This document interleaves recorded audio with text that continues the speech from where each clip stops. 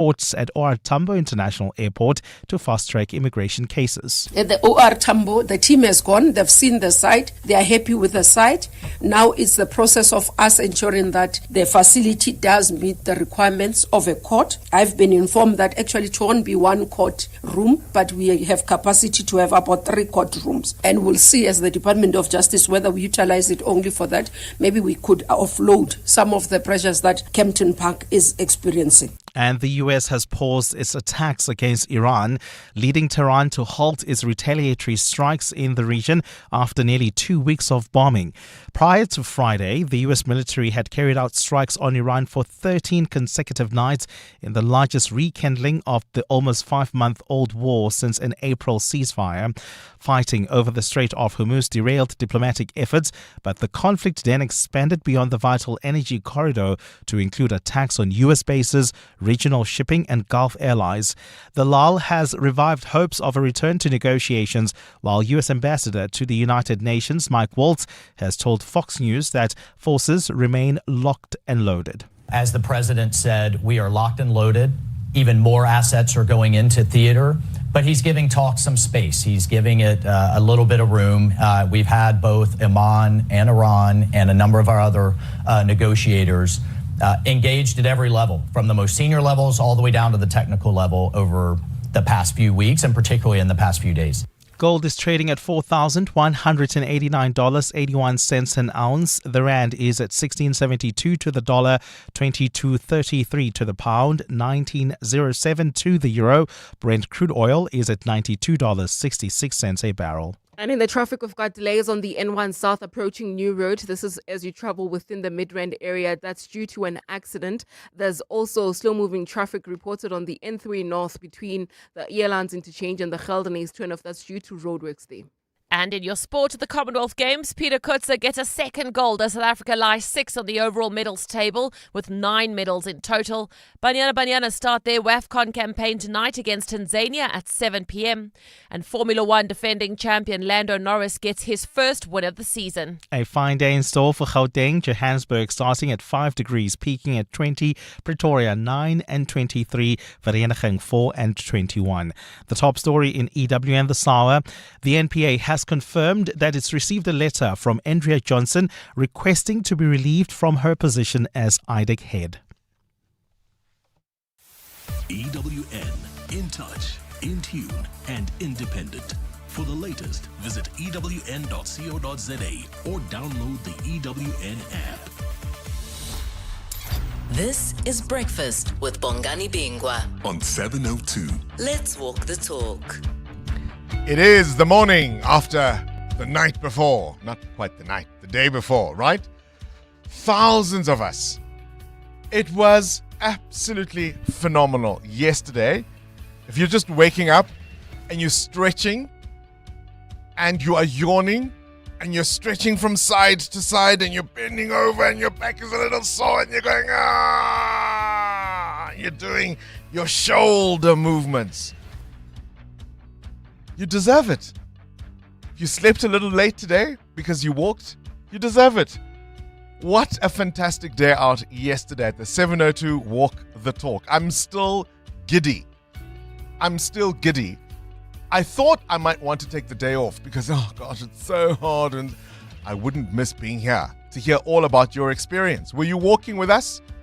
Which distance did you do?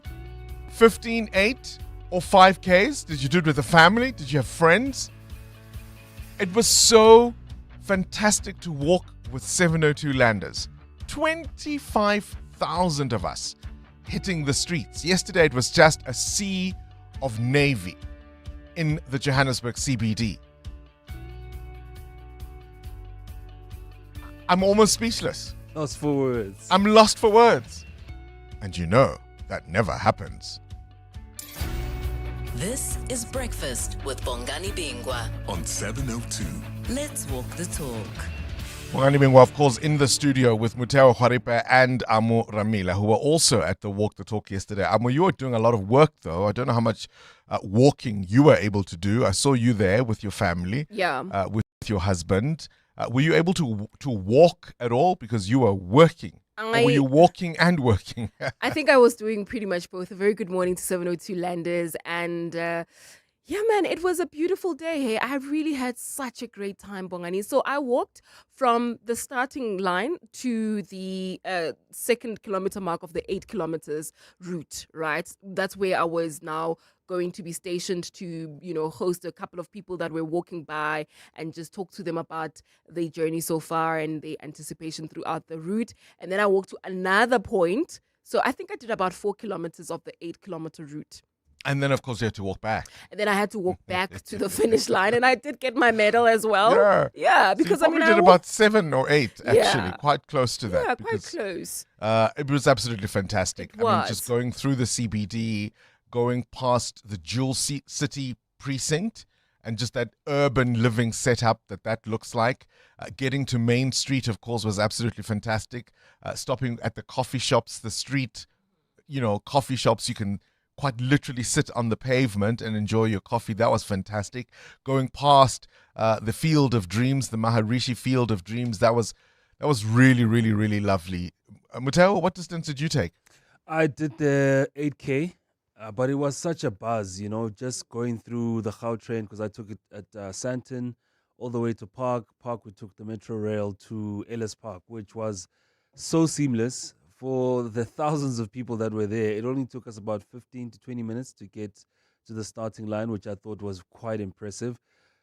For some people, the first time they'd been on the train, the kids were really excited, wide-eyed. Oh, it's going so fast. And the parents are like, no, we've been on trains before. We'll show you the other one that's also there. But it was just all smiles and people having great conversations. I mean, I met the Nyalunga family from Garankuwa, and they reminded me that my wife is from there, so I must treat them really nicely. It was really great having conversations with 702 Landers, because I actually walked alone, and I doubted doing the walk. I was like, I want to be on my own. My partners dropped me, but when I was there, it just didn't feel like that. People were all around me. We're having chats all along the way. It was really, really great. So I had my kids who just wanted to complete this thing. So at some point, I just had to let them go because I was all nostalgic about Johannesburg, and I wanted to show them the old Kinney Center and where Mullahs used to be and LA Clothing used to be. I was reminded of living in the middle of Hillbrow. We stayed at High Point, and how often I'd be sent to go get stockings. And there was one little kiosk. Actually, it wasn't even really a shop. It was a kiosk just outside the Small Street Mall across the Carlton Center, where you would get Mexican silver, no beige. And then there was a cosmetics shop called Charlie Parker's, which was at West Street, right? And you had to walk all those distances. And so I remember thinking, well, hang on, I used to do this all the time as a kid. And it would be great to get out of the apartment, just be able to be sent on errands to walk the city. Yeah. And it was just really great to pound the pavement, as it were. So I want to hear from 702 Landers about your experience yesterday. What did you think of the city? Did it give you some of the old Joburg you remember? And how did you feel about I walked away thinking, I cannot imagine anybody who was on that walk who would not want to vote, who would not want to think consciously about the kind of city they want over the next 4 or 5 years. I think everybody who was there yesterday will be conscious of saying, hang on a minute, how do we make Johannesburg work for all of us? Morning, Bongani Bingwa. Good morning. Man, it was awesome, Izolo. It was great. I was a first-time walker. I did 15 Ks with one of my mates, Tumeleng Ngakane. Shout out to her. We did 15 Ks, and I met you at the after the walk, and it was with Bongani. This is Happy to this from Sonneville. Oh, so tired, but I got a session this afternoon. I gotta prepare.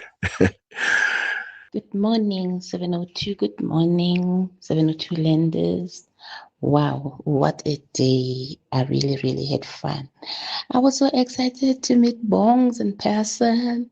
We took a photo with him at the master stand. Oh, it was wonderful. It was wonderful. I did the 8 kilometers. I'm a 65-year-old lady, really in for fitness. Bye. I mean, and that was a story you kept hearing. I reminded my kids of their late grandmother and how passionate she was about walk the talk. And well into advanced age, she was somebody who, and I said to them, she would be here. She would be walking with us if she was still around. So that was also a light moment for us. I did the 8Ks. We're going to be speaking to the CEO of Jozi My Jozi in the first hour of the show, Innocent Mabusela, just to sort of talk about what happens next. How do we, as 702 landers, as residents of this city, even if we don't work or live in the CBD and the inner city, but how do we become part of this groundswell now of goodwill towards Johannesburg to get it functioning in the way that we think it has the potential to do? And then our big interview is with the Deputy Minister from the Department of Employment and Labour. Government launching a nationwide high-impact blitz to strengthen compliance and to protect workers. There are proposals now that if you employ an undocumented person in South Africa, and undocumented can mean all sorts of things, quite apart from whether they're a migrant or not. It can mean, are they registered for UIF? Are they registered for all the compliance things they need to be? You could pay a fine of up to 100,000 Rand, and depending on how many offenses you commit, multiple violations and the number of individuals concerned, it could get all the way up to 1 million or 10% of your turnover. So we are being warned. What do you need to know about that? Jomo Sibia will join us as our big interview. Athletics South Africa fuming at the idea that 31 million Rand was spent on a World Cup jaunt when so many of their associations are battling to fund athletes to go and compete on behalf of South Africa. And then, of course, we'll speak to the latest singer to be unmasked. You're with Bongani Bingwa. 702 weekday mornings, 6 to 9 a.m. The other conversation I want us to have this morning is simply this, and this will be our shout out. It's 16 minutes after 6 o'clock. Muteo Amo, ever said something to someone and lived to regret it? Ever wished you could take back words you had said to someone, either in a moment of impulse, in a moment of anger, maybe even in a moment of being swept by emotions? And they could be love, they could be romantic emotions, or whatever it is. And maybe you've flattered somebody who didn't earn the affection and the accolades you gave them. Ever wished you could take words that you had uttered back? Yeah, no, multiple times because of those emotions. I was saying to a friend of mine just last week, I think I judged my parents too early.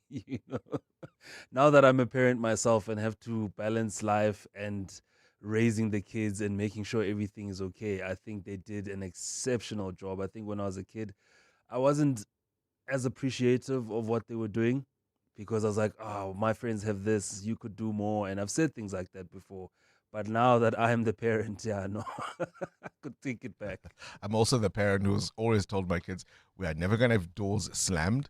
You know those teen Moments. tantrums? Yes. That you see in the movies? I hate you, and the door slammed. Don't you even. In your dreams, you don't say that. Right? Amo? I wouldn't dare want to do that to a Bongani Bingwa. I would be so frightened. But yeah, I've said a lot of things that I regret, especially to people whom we were friends with for a particular time, and then the friendship ended. And then when the friendship ended, I felt like, phew, I guess I shared a little bit too much, and I wish I didn't, because now I don't know where we stand. Now they've got the receipts. Now they've got the receipts, and I don't know where we stand with our friendship, and we and yeah, so many times it's because of an ended relationship like that. Oh, that's also a very good scenario. You've shared things, intimate details about your life and your emotions and your feelings and your history, and then the friendship or the relationship sours, and the other person has walked away with all of that information. Ever wished you could take some words back? Let's walk the talk. 702. 18 minutes after 6 o'clock, I see one of the TV news channels running with a story that Andrea Johnson's resignation has been accepted. We'll get more details, of course, as we get them from Eyewitness News. Andrea Johnson wrote to the President, Cyril Ramaphosa, and the National Director of Public Prosecutions, Andy Mutibi, and she wants to resign with immediate effect. I'm not sure if that will impact her her scheduled appearance at the at the Madlanga Commission of Inquiry later today. But essentially what she's arguing is that the attacks on herself and IDAC, in particular, the institution she leads, have been relentless over these few weeks and months. And she says, we don't need another commission of inquiry to establish my fitness of office. I get it, and I just want out. So that's been a really, really big development. And the silence from one political leader in particular, one of the loudest usually on these types of things, you know, the one who called her Winnie Mandela, reappeared. The silence from that politician is deafening, isn't it? Breakfast with Bongani Bingwa On 702. Let's walk the talk. 19 after 6, Mateo Kharipa, you've got a question of your own? Yeah, I want to know this morning, are you brutal when something starts losing you money, whether it's a faulty car or electronic? Bye-bye. Do you try fix it? Bye-bye. Or just get rid of it? Bye-bye. I'm too You don't old. want to lose. I'm too old. Don't have time. I try to fix. I mean, right now my husband was even laughing at me because I want to cover the chairs on our dining table instead of buying. Getting He says, new no, ones, let's just yeah. get new ones. I'm like, no, let's cover these ones because they're still good, but the leather is peeling off. Let's get these covered. We don't have to buy new ones. Okay. In that case, You I'm a little bit of refurbish in both. that case. Yeah, I'm a little bit of. Depends on what it is, But I if it's suppose. an electronic or car, you just... Well, just the other day, in fact, there's a lighting shop not far from my house, and I've bought lamps and fittings and things, Yeah. and I had these two lovely lamps that I didn't want to let go, and I took them there for repairs, and they rewired them and they fixed them, and I've bought furniture at secondhand stores and had it reupholstered, and everybody wants to know where you got it, and it's always unique to be able to say, somewhere. 702. Weather. 20 after 6, what conditions can you expect in Gauteng? Joburg starting at a low of 5 degrees, peaking at 20 degrees. Pretoria 9 and 23. Vereeniging 4 and 21. Cape Town peaks at 17 degrees. Mahikeng 22. Durban, fine for most of the day. Your high there is 25. It's 19 in Gqeberha, 21 in East London. Your high in Kimberley is 23, 21 in Bloemfontein. Bombela, max is at 25. EWN traffic. A first look at the roads then, Amo. What are you seeing on your fancy maps? Well, Bongani, we've got an accident in Eldorado Park. It's on the N12 East, unfortunately, right near Eldorado Park. It's causing heavy traffic volumes near the Golden Highway exit. Please be on the lookout there. And if you want to avoid it, you can still use Klipspruit Valley Road, then turn off at Chris Hani Road. If you are traveling on the Mark 1 North, peak time delays already between Boysons Road and Carr Street. There's also peak time pressure along the R80. This is in the city of Tshwane, the R80 East between the Hairpin Bend and Eskom Patlele Drive. Then heading towards Midrand, expect delays on the N1 South towards New Road. More updates coming up. Do stay tuned. There's more EWN on air, online, and on the EWN. Good morning. I remember last week, Wednesday or Thursday, Clement said that in a week's time, he predicts Andrea Johnson is going to resign. She's not gonna last a week. She's going to resign. And here it is. Hi. Clement is a prophet. Good morning, Bongani.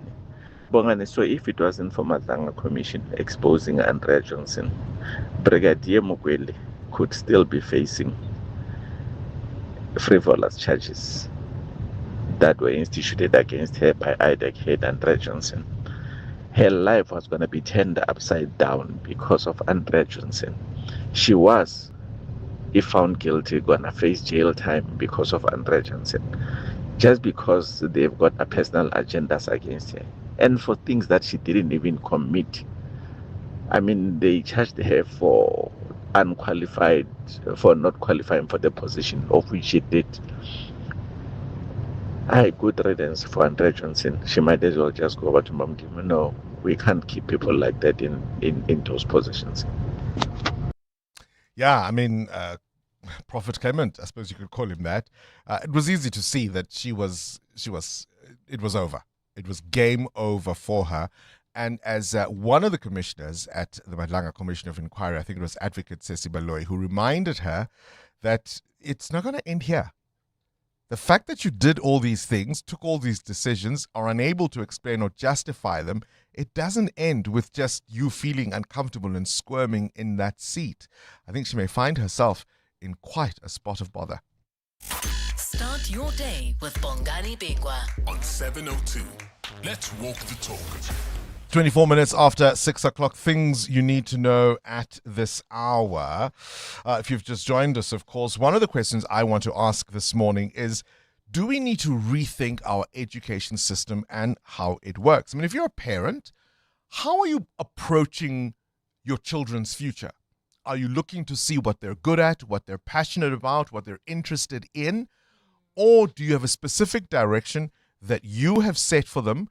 You have mapped out a pathway to the future that you think will guarantee them the best outcome possible. And what do we do more broadly? Should our education system prioritize our students' passions and interests and goals, Maslow's pyramid, if you will, self-fulfillment, their highest ambitions? Or should we reconfigure our education system in a planned approach for the kind of future economy the country needs to build? So this year, China is graduating the first cohort of students who have gone through university after it cancelled over 12,000 degrees. In a phased approach over the last 5 years, gone are undergraduate studies in things like fine arts, animation, photography, journalism, advertising, logistics management, and financial accounting education.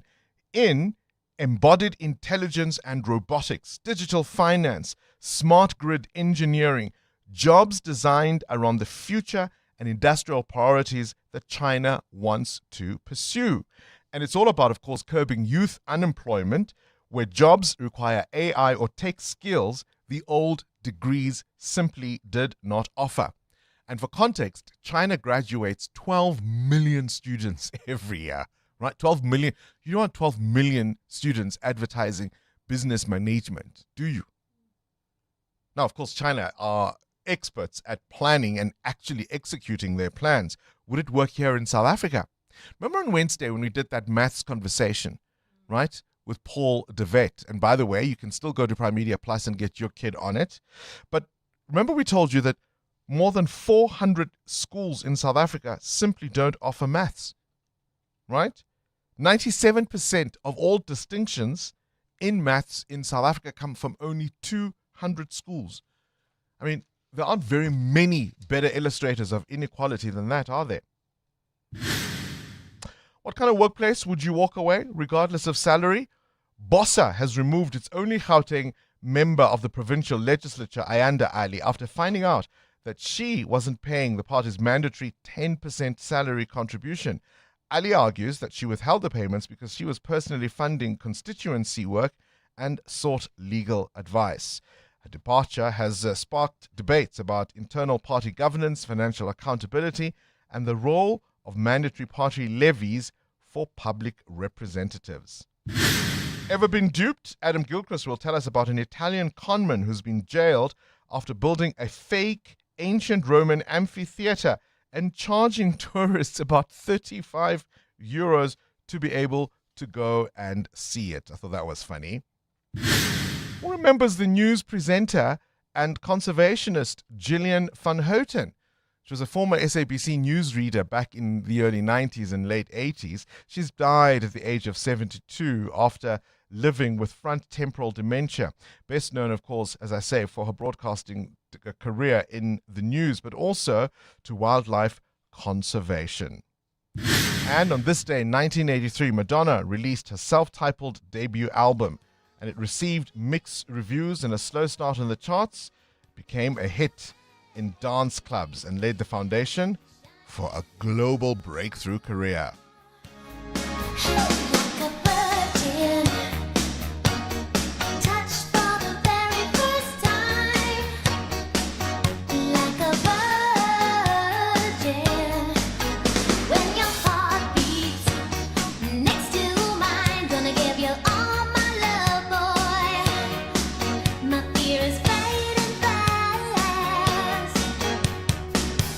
Been saving it all for you, 'cause I'm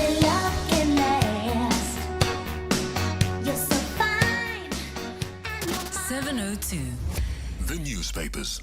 Sfiso Zulu, what's grabbing morning. your attention in the papers? This Andrea Johnson story is certainly a big one. It is a big one. The president has sent a statement just this morning accepting that request. So you from can Andrea. confirm that now? No, it is confirmed. It was a statement from the presidency's office, which we all received through the WhatsApp channel that the presidency uses to communicate with media. So yeah, it is confirmed. He's accepted her resignation, and he's saying that this follows recommendation from Justice Minister Mamloko Kubai and the NDDP head, Andy Mutibi.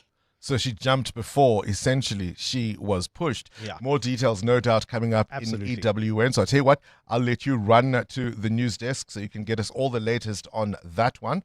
So stay tuned. Susazu will give us an update in the official bulletin. The front page of the Sowetan has walkers and talkers from 702 Walk the Talk. I think those are the 15K people going on the Nelson Mandela Bridge. I'm still taking your voice notes on your experience yesterday. And the Business Day Kodongwana races to fix a paralyzed PIC.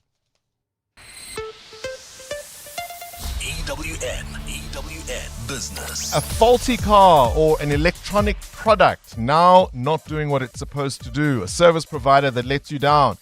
Do you get rid of it, stick around, try and fix the problem, or are you brutal when something starts losing you money? Muteo Hodipe, what prompts that question? Well, Bongani, shareholders that have the Foschini Group in their portfolio have been faced with a tough decision. Wait for the retailer to turn things around or cut their losses and sell their shares. The Foschini and Sports Scene owner has seen its shares down 12% over the last 7 days and almost 40% lower this past year.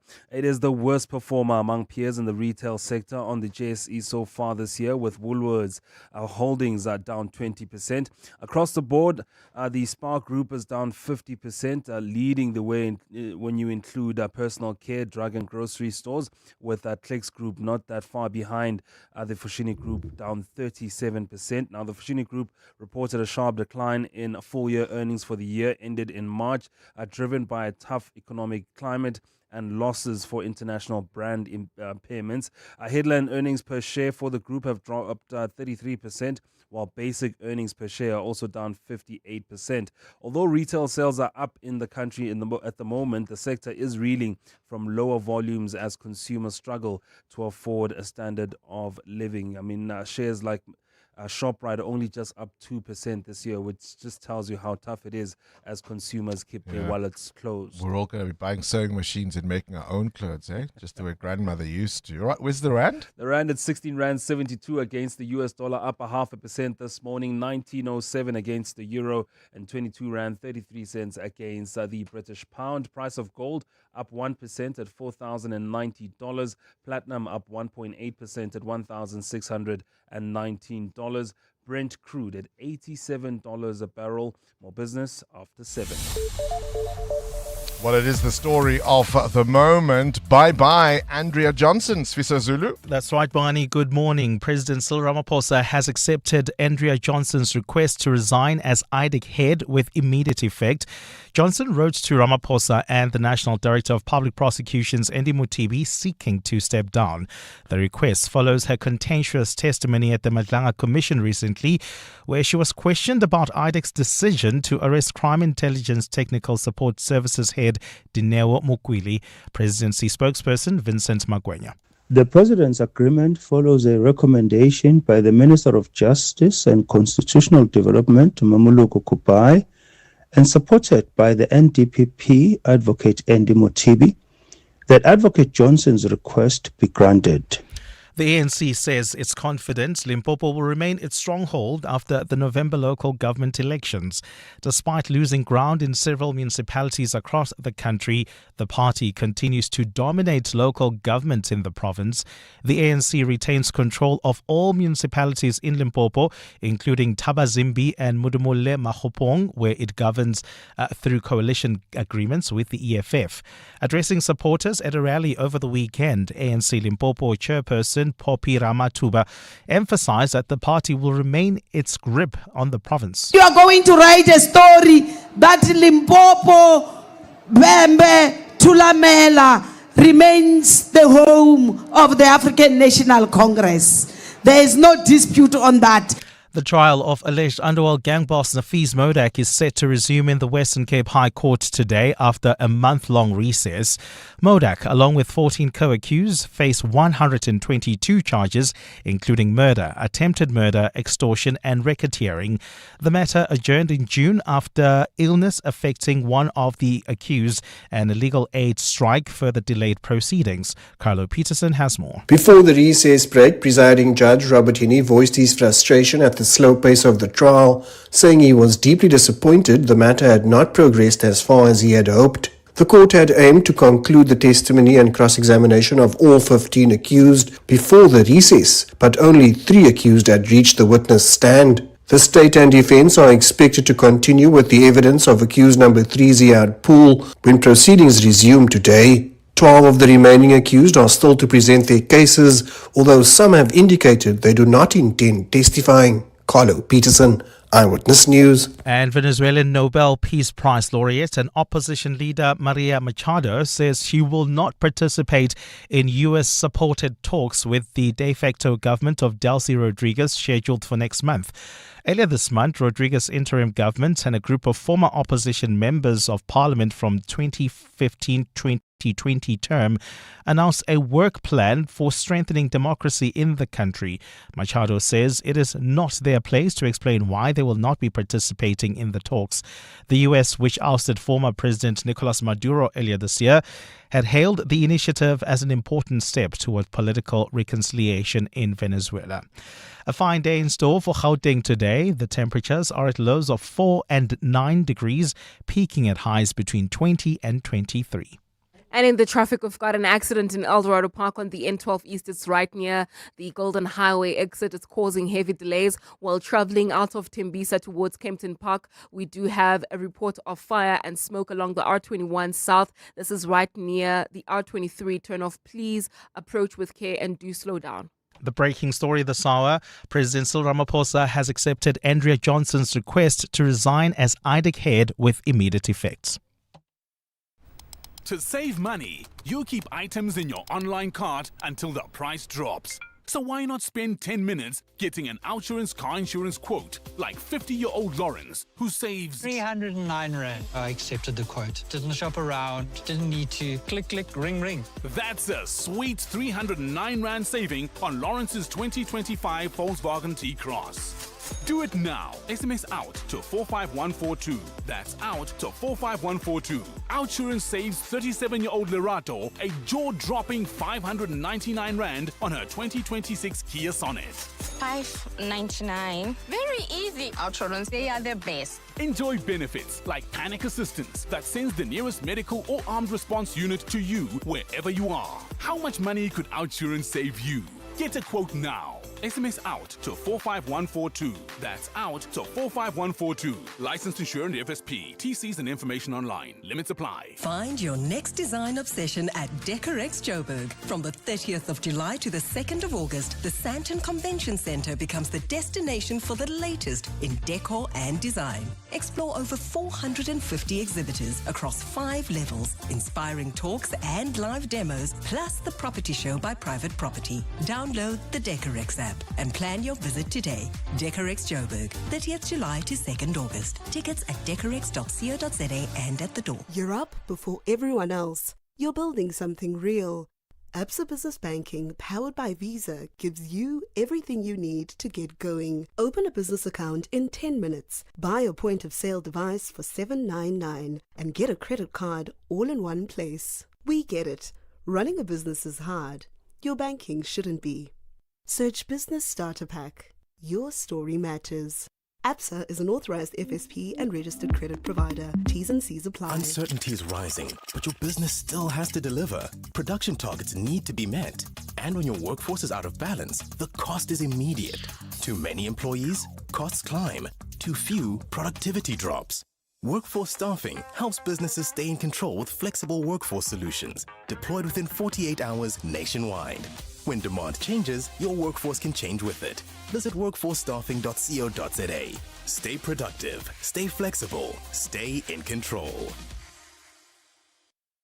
Coming up in the next hour, what's the question? And it's brought to you by OutSurance. Up to 3,000 Rand in cash is up for grabs. All you need to do is send us an answer based on something that piqued your interest during the show, and for that you win 1,000 Rand.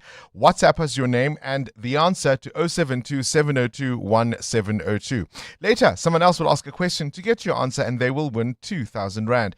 Now, you always stand a better chance of being selected to give us today's answer if you've SMS'd out to OutSurance and got yourself a quote. So do it now. SMS out to 45142 and you could save on your car insurance. 702. WhatsApp Bongani on 072 702 1702. Tombe, take a picture. Tatis Tombe, take a picture. Wow, wow, wow, wow, wow, wow, wow, wow. Joburg yesterday was very safe. Not only safe and clean, and all the 702 lenders were happy. It was a great day to meet Amu. I met Humutso, and I saw you, Uncle Bongs. It was a great day walking 8 kilometers yesterday. Good morning, 702 lenders. Morning, team. How are you? Hope you're good. It was great. It was great to be present. It was fully packed. It was a great experience. I did 8. I was with colleagues. It was great team. It's good for health and stuff. So pick up 702 vendors. Thanks. Great show always. Good morning, Bongles and team. Hey, Bongles. You know that walk was a scam. I was doing the 8 kilometers, but it wasn't 8. It was more than 8 because I'm telling you, we were up the stairs, down the stairs, into Ellis Park Stadium. Hey, we ate all those walks. It came out to 20 kilometers. I was walking, and the way I was looking for you, Bongles, the way I was looking for you, I was looking for John Pullman, I was looking for you, I was looking for Clement Manyatela. Ni busy in the marquee, and we can't get in there. But I'm happily very, very happy. I met Kabazela, I had a talk with Kabazela. We took photos. But the sea was blue yesterday. We painted it blue. Ooh, we painted it blue. I've never ate so much ice cream like yesterday. I ate, and it was nice. Oh, it was nice. Oh, there were so many people. I know I must say 702. I give them their flowers, Shane. Well, I wasn't only in the marquee, I can tell you that. And I did my 8 kilometers. I wasn't on stage. I wasn't trying to be that guy. I was walking with many 702 landers and many of you who were very kind and very gracious. We took lots and lots of pics, and people have been tagging me since yesterday on the posts that they've been putting out on Instagram, for example. It was just a fantastic day out. EWN Sport. Cindy Paluta and the weather held. And I tell you what, South Africa is holding really, really nicely. Yeah, at the Commonwealth Games, what was 6th on the table. Yes, we're 6th on the overall table. We've Yeah, got 9 that's medals. pretty good, 9 yeah. medals in total. We added 3. Chad Leclos. Yes. Hey? Yes. Gosh. We added 3 more yesterday from the pool last night. Peter Kutzer won gold in the 200-meter backstroke in a game's record time to add to his 50-meter gold. At the turn, Kutzer was under the world record. I'm trying to get used to doing that, and maybe the more I do that, the better I can hold on that second 100. But PSL, the man who holds the world record, had a very good second 100, so it's quite misleading when you turn under the record pace there, because he just was able to come home very fast. But hopefully I can get there one day. Amy Canny won silver in the 100-meter breaststroke, missing gold by 0.012 seconds. Olivia Nell won bronze in the 100-meter backstroke. On Saturday, the men's 100-meter freestyle relay team, including Chad Leclos, Bongani's favourite, won bronze. That's Leclos' 19th medal, making him the most decorated male athlete in Commonwealth Games history. He was emotional. Yeah, I try not to cry here, but it's a big moment for me, I think. Sorry. Yeah, a lot of hard years behind me, but happy to get the final, get the 19th medal. Grateful for the boys. Been a tough 2 years, man. Tough 4 years after those near misses in Birmingham. I'd be lying if I said it wasn't a big moment for me and my family, so really grateful. In netball, the Spa Proteas with 2 wins from 2. They beat Tonga 96-42. They have a rest day today. Banyana open their WAFCON campaign tonight against Tanzania at 7 p.m. The match will be Linda Mohlalo's 100th. It's such an honor. It's an amazing feeling. And it's that thing of me remembering my first cap when Coach Vera gave me the opportunity at the age of 17. And now we're on number 100. It's such an honor. It has been a long journey, a lot of ups and downs, but it has been a beautiful one. WAFCON opened last night with Algeria beating Senegal 2-0. Morocco beat Kenya 4-0. Formula One's defending champion Lando Norris got his first one of the season with victory in Hungary. I was still very happy with just how I drove my race. The pace, the management was probably one of my best races in terms of personal performance, and that always makes me feel good. Verstappen was second with Antonelli third ahead of Leclerc. Hamilton had finished fourth but was demoted to fifth after serving a 5-second penalty for speeding out the pits. Antonelli extending his championship lead to 50 points over Hamilton and 59 points over Russell. Cindy Paluta, Eyewitness News Sport. That's Amanda before she got naked.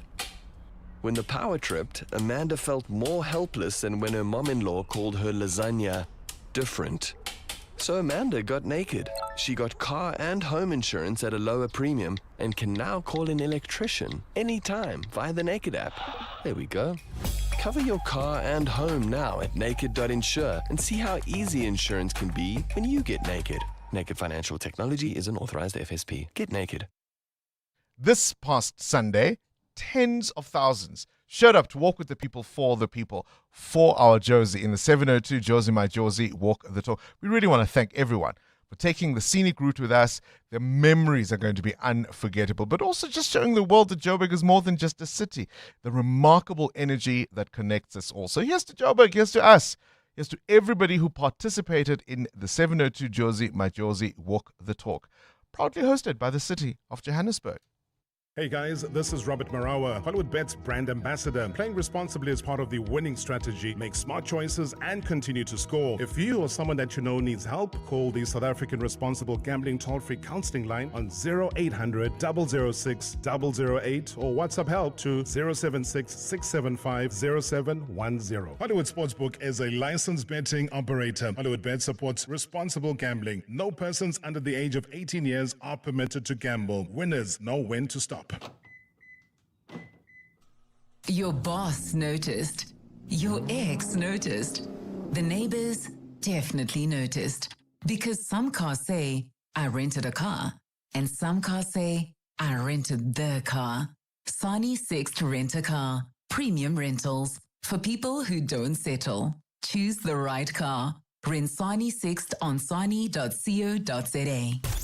The Brainy Kids of the Whiz Quiz on 702. My name is Benji and I'm 11 years old. I go to Yeshiva College Primary School. I'm not sure what I want to be when I grow up. And I'm feeling excited to play the Whiz Quiz with Uncle Bongani. EWN Traffic. 13 to 7, this EWN Traffic brought to you by Outsurance. SMS out to 45142 now, and you could save on your car insurance.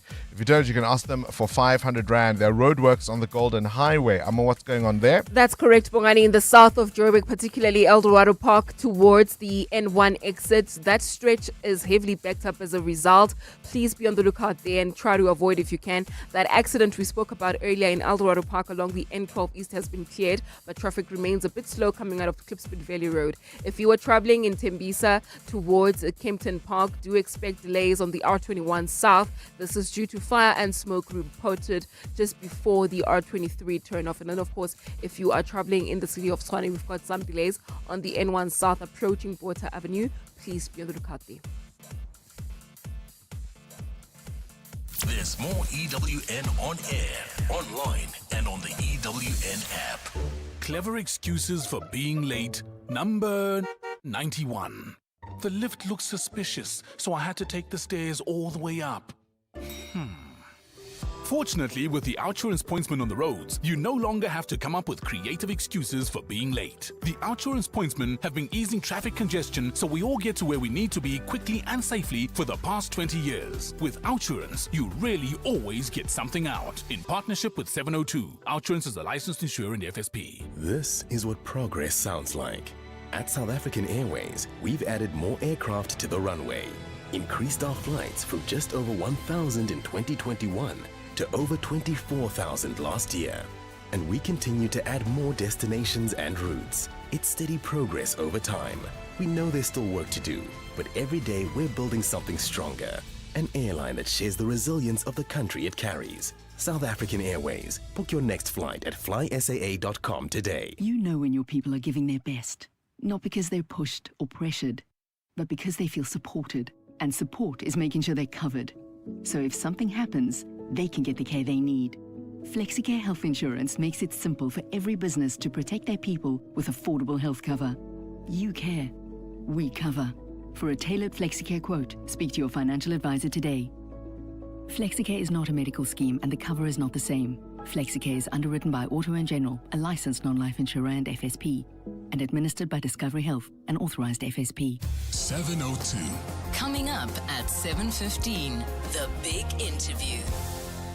Cutting costs means more money for your business. Switch to Outsurance Business Insurance and you could get a massive 20% discount on your business insurance premium. Here's Marshall from Bow Electrical. I was with my other insurance for many years and then I switched to Outsurance Business Insurance. It was a one quick call. They gave me a great cover and a great price. Give them a call. You have nothing to lose. I wish I have switched sooner. Get a quote to switch and save today. Visit outsurance.co.za or call 0800 60,000. Licensed insurer and FSP. TCs and information online.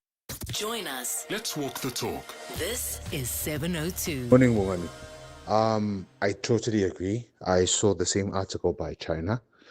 I think we need to be planning for, the fourth industrial revolution we are in, the fifth, the sixth.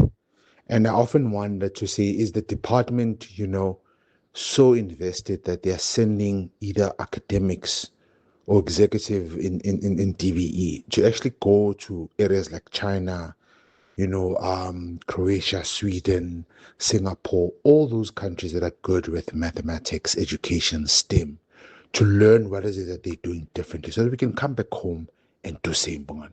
So I certainly agree we need something around planning for the future. Mateo reminded me off air a little earlier on. Remember when we said all the kids should study IT and then didn't plan around the industry and market, absorbing those kids? Do you really want to trust the same people who came up with outcomes-based education and all their fancy plans with the future of your kids? That's the other consideration. Who is the whizziest of them all? It's the Whiz Quiz on 702.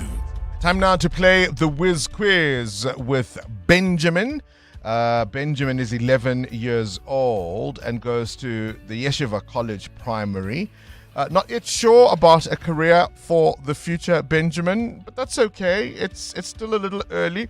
Is this your first time playing the Whiz Quiz? Yes. How are you feeling? Excited or a little nervous? It's kind of both. Kind of both, hey? Do you have some supporters listening to you this morning? I want to say hi to my friend Jake. Jake is listening. All right, Jake is rooting for you, and no doubt all of 702 land. Let's play the Whiz Quiz. KG, start the clock. Which one of the big five is known as the king of the animals? Lion. Correct. What is 5 times 20? 100. Correct. How many days does the month of August have? 31. Correct. True or false? The star that provides us with vitamin D is called the sun. True. Correct. For which country does Lionel Messi play football? Argentina. Correct. What color is the G in the Google logo usually? Is it blue or purple? Blue. Correct. Does the word ball mean to laugh or to cry? To laugh. It's to cry. What abbreviation do we use for the disease tuberculosis? I don't know. Skip. TB. What ingredient beginning with Y makes bread dough rise? Yeast. Correct. Spell the word science. SERENCE.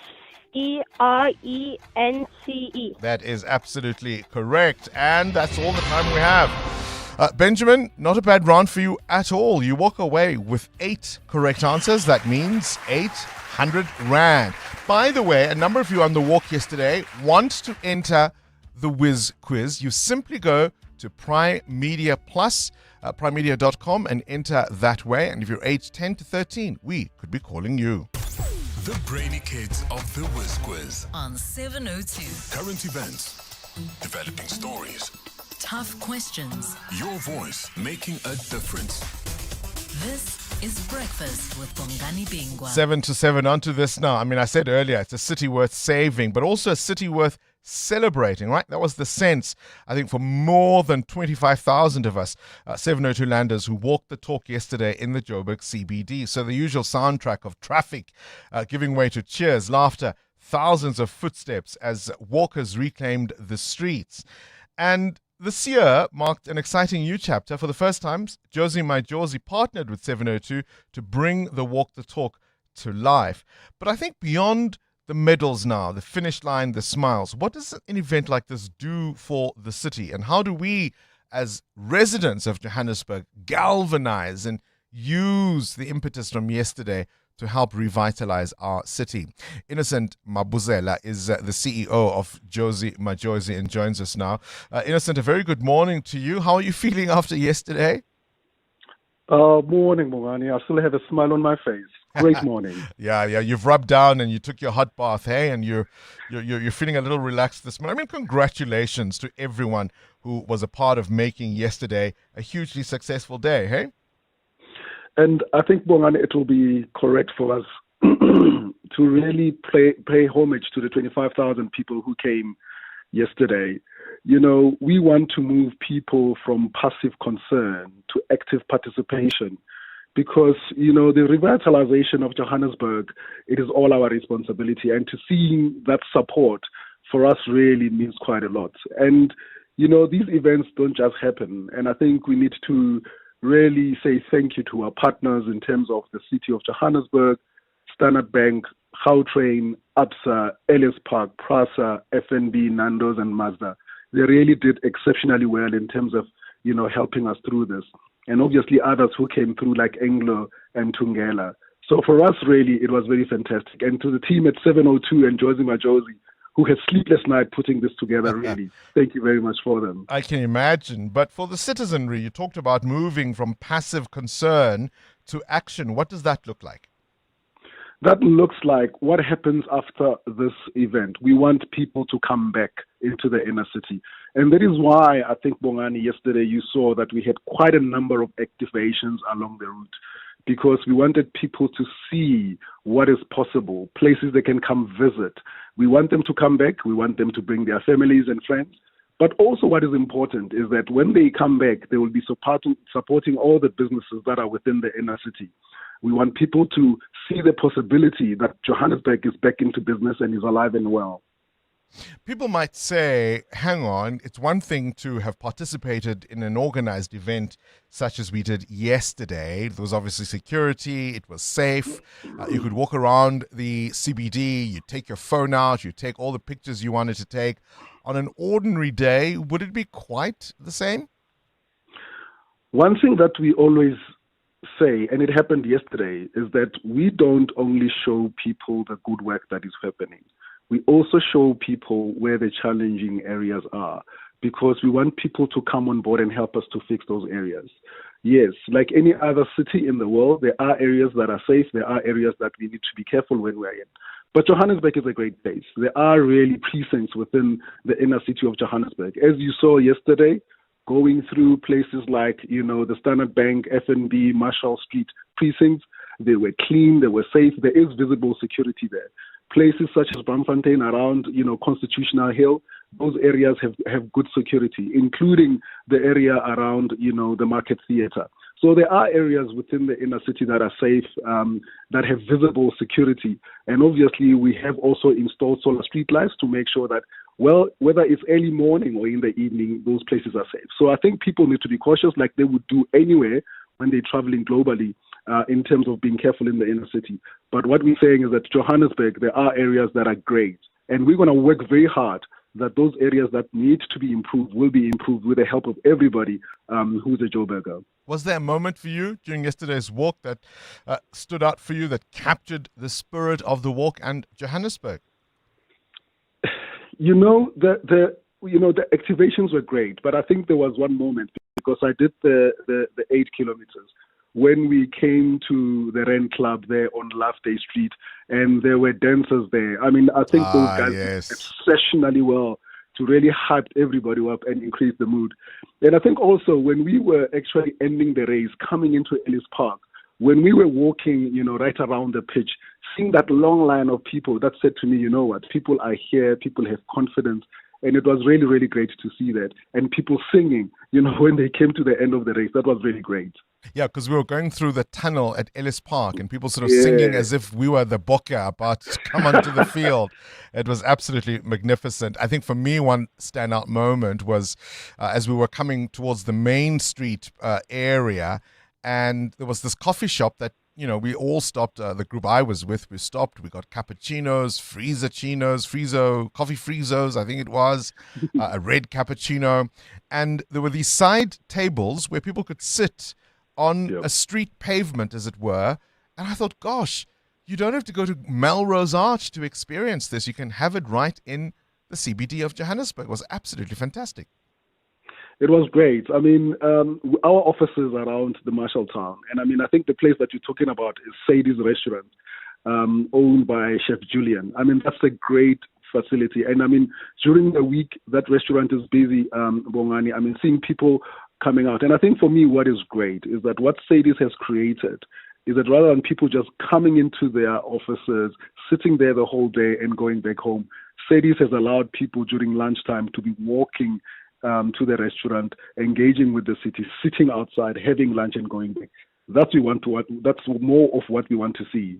And more businesses and more 702 landers, and the more the merrier. I hope this is the first of many to come. I think we've sparked something here, and the potential is just enormous.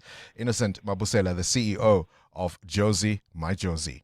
702. Coming up, the big interview.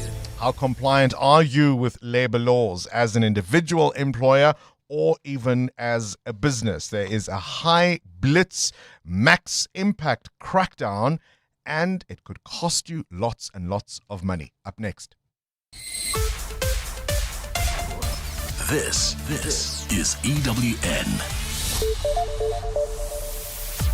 The president welcomes Andrea Johnson's resignation while complaints against her pile up. The president's agreement follows a recommendation by the Minister of Justice and Constitutional Development. And government says efforts to secure South African borders have been intensified. Good morning, I'm Sfiso Zulu. It's the breaking story this morning. President Cyril Ramaphosa has accepted Andrea Johnson's request to resign as IDAC head with immediate effect.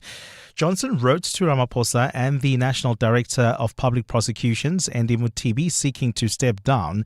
The request follows her contentious testimony at the Madlanga Commission recently, where she was questioned about IDAC's decisions to arrest Crime Intelligence Technical Support Services head Dineo Mukweli. Presidency spokesperson Vincent Magwenya. The president's agreement follows a recommendation by the Minister of Justice and Constitutional Development, Mamuluko Kupai, and supported by the NDPP advocate Andy Mutibi, that Advocate Johnson's request be granted. Johnson's request came a day after Mukweli's lawyers wrote to the IDAC Ombudsman, Judge Takalani Raulinga, calling for her to be investigated for alleged abuse of prosecutorial power. Alpha Ramushwana has more. Andrea Johnson's testimony has fueled allegations that IDAC abused its prosecutorial powers when it arrested Crime Intelligence head Dumisani Khumalo and Crime Intelligence Technical Support Services head Dineo Mukweli. A key issue was Johnson's initial claim that Mukweli's appointment was a token appointment, despite later admitting that she had never reviewed Mukweli's qualifications before authorizing her arrest. But Commissioner Sandile Khumalo carefully took Johnson through Mukweli's 12 academic certificates. It's quite clear that this is somebody who is very bright. Before I saw these files, the picture painted in my head was that Crime Intelligence appointed a receptionist from BMW. Until I saw these files, then it became clear to me that this person is not just qualified, but her qualification exceeds the requirements. In a letter to IDAC Ombudsman Judge Takalani Raulinga, Mukweli argues that Johnson arrested her based on false information. Alpha Ramshwana, Eyewitness News. Government says more than 68,000 foreign nationals have been processed for repatriation since June. Justice Minister Mamluku Kubai made the announcement during an interministerial committee on migration briefing in Pretoria yesterday. The minister said a law enforcement crackdown has led to arrests linked to illegal border crossing, human trafficking, fraudulent documents and labour exploitation. The announcement comes after government reviewed migration patterns over the past 3 weeks as part of efforts to secure the country's borders. Kubai also announced that government is working to establish a dedicated migration court at OR Tambo International Airport to fast-track immigration cases. At the OR Tambo, the team has gone, they've seen the site, they are happy with the site. Now it's the process of us ensuring that the facility does meet the requirements of a court. I've been informed that actually it won't be one court room, but we have capacity to have about 3 courtrooms. And we'll see as the Department of Justice whether we utilize it only for that. Maybe we could offload some of the pressures that Kempton Park is experiencing. Former Prasa Group CEO Lucky Montana has suffered another legal setback after the special tribunal froze 2 of his luxury properties. The preservation order obtained by the SIU covers a 13.5 million rand home in Johannesburg and another property in Pretoria. The SIU alleges the properties were bought with proceeds from Prasa's controversial 5.6 billion rand security and station upgrade contract that was awarded to Siangena Technologies in 2012. The order prevents Montana from selling, transferring, leasing or otherwise dealing with the properties while the SIU civil case continues. SIU spokesperson Selby Mahoto. The special tribunal has since directed the respondents to appear on the 11th of August 2026 to show why the interim preservation order should not be made final. The special tribunal also ordered that the main proceedings against Mr. Montana must be instituted within 30 days of the order. And the US has paused its attacks against Iran, leading to Tehran halting its retaliatory strikes in the region after nearly 2 weeks of bombing. Prior to Friday, the US military had carried out strikes on Iran for 13 consecutive nights, and this was in the largest rekindling of the almost 5-month-old war since an April ceasefire. Fighting over the Strait of Hormuz derailed diplomatic efforts, but the conflict then expanded beyond the vital energy corridor to include attacks on US bases, regional shipping and Gulf allies. The lull has revived hopes of a return to negotiations, while US Ambassador to the United Nations Mike Waltz has told Fox News that forces remain locked and loaded. As the president said, we are locked and loaded. Even more assets are going into theater, but he's giving talks some space. He's giving it a little bit of room. We've had both Oman and Iran and a number of our other negotiators engaged at every level, from the most senior levels all the way down to the technical level over the past few weeks and particularly in the past few days. Gold is trading at $4,189.81 an ounce. The rand is at 16.72 to the dollar, 22.32 to the pound, 19.07 to the euro. Brent crude oil is at $92.25 a barrel. And in the traffic, we've got a major accident reported in Kempton Park. It's on the R25 right after Mooifontein Road. It's causing about a 20-minute hold-up. As a result, several roads within the area are backed up due to this accident. People trying to navigate their way around the area. And then if you're traveling on the N3 North in the Kelvin area, we've got delays between Vincent Chabalala Road and the Baklu interchange. And in your sport, Team South Africa wins 3 more Commonwealth medals, including a second gold for Peter Kotze, who set a new 200-meter backstroke games record. Linda Mhlalo will earn her 100th cap for Banyana tonight in the team's opening WAFCON match against Tanzania at 7 p.m. And the All Blacks rest Ardie Savea for the franchise matches of the greatest rivalry tour. A fine day in store for Gauteng. Johannesburg is at a low of 5 degrees, peaking at 20. Pretoria 9 and 23. Vereniging 4 and 21 degrees. The breaking story this hour. President Cyril Ramaphosa has accepted Andrea Johnson's request to resign as IDAC head with immediate effect. EWN, in touch, in tune, and independent. For the latest, visit ewn.co.za or download the EWN app. This is Breakfast with Bongani Bingwa on 702. Let's walk the talk. It's all happening, isn't it? Andrea Johnson is scheduled to appear at the Madlanga Commission of Inquiry today. And of course, she had quite a battering last week, and she wrote to the president saying that there's been a sustained campaign and the attacks on her and specifically the office she occupied have been relentless over the last few weeks. So we'll see, of course, what develops later in the day. But the president accepting Advocate Andrea Johnson's resignation. She doesn't want to wait the 3 months. She wants to be out and out immediately. Sfisa Zulu also telling us there about the ambassador, the American ambassador to the United Nations, Mike Waltz, telling Fox News that there's more action to come in the war against Iran and that they are locked and loaded. I want you to listen now to, I suppose, one of the rising stars of the Democratic Party as they look towards the midterms and perhaps what is to come in a couple of years' time in the presidential elections, Senator John Ossoff reminding us what Donald Trump has been saying about this war. Have a listen. This war in Iran is the worst foreign policy blunder since Iraq. And just like the Iraq war, it's a war built on lies. Let's just update the record. On day 1 of the war, the president said it was running ahead of schedule. On day 10, he said it was very complete. Day 21, getting very close. Day 32, leaving very soon. On day 39, the President of the United States said a whole civilization will die tonight. And on the next day, day 40, he declared total and complete victory. Day 67, great progress. Day 79, the clock is ticking. Today is day 92. And on day 92, Iran's ballistic missiles and drones have not been destroyed. The Strait of Hormuz, which was open before the war, is still closed. The regime is intact, along with its stockpile of highly enriched uranium. Just weeks into this war, they said they'd need $200 billion to fund it. $200 billion, eh? For all the up and down. It's over, but it's not over.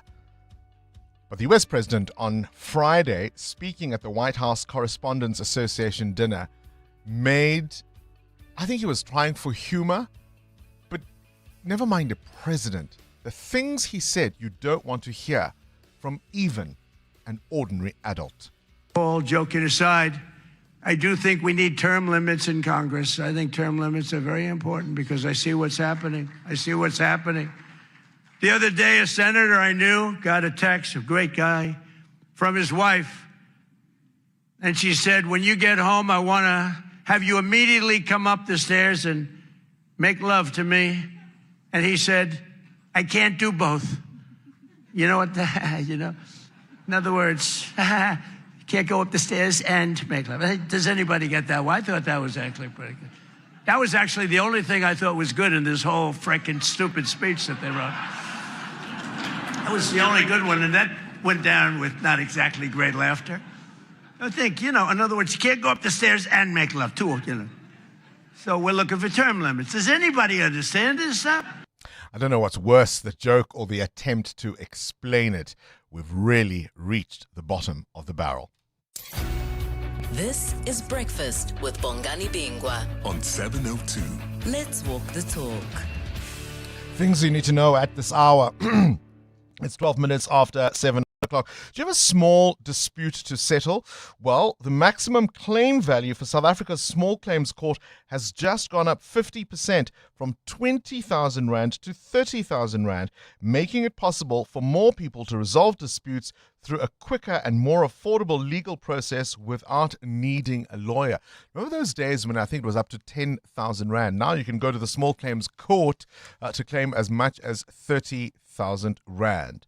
Should we do more with our army? The South African National Defence Force soldiers are reportedly undergoing specialized training for underground operations. Remember last week we had a conversation about illegal mining, particularly what happens in those abandoned mines. And one of the plans perhaps is to send soldiers to deal with illegal miners operating in abandoned mine shafts.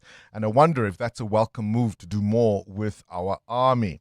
I asked a question earlier. Have you ever said something you wish you could take back? Listen to this. The Chief Justice of India, Surya Kant, made remarks during a Supreme Court hearing just a few weeks ago, referring to fraudulent degree holders in India and certain activists. He called them cockroaches and the parasites of society. Well, it sparked an entire movement. Protesters decided to take to the streets and they wore cockroach masks, and they marched through New Delhi and other major cities, and they were demanding systemic education reforms and government accountability, particularly around the integrity of examinations. The Chief Justice then later clarified he hadn't meant all unemployed youth, but the comment had already gone viral, and the intensity of the demonstrations and nationwide strikes have culminated in the Education Minister submitting his resignation to Prime Minister Modi. And on this day in 1940, Warner Brothers introduced Bugs Bunny in his iconic form with the release of the animated short film A Wild Hare. And in 1996, what was the biggest song in the UK?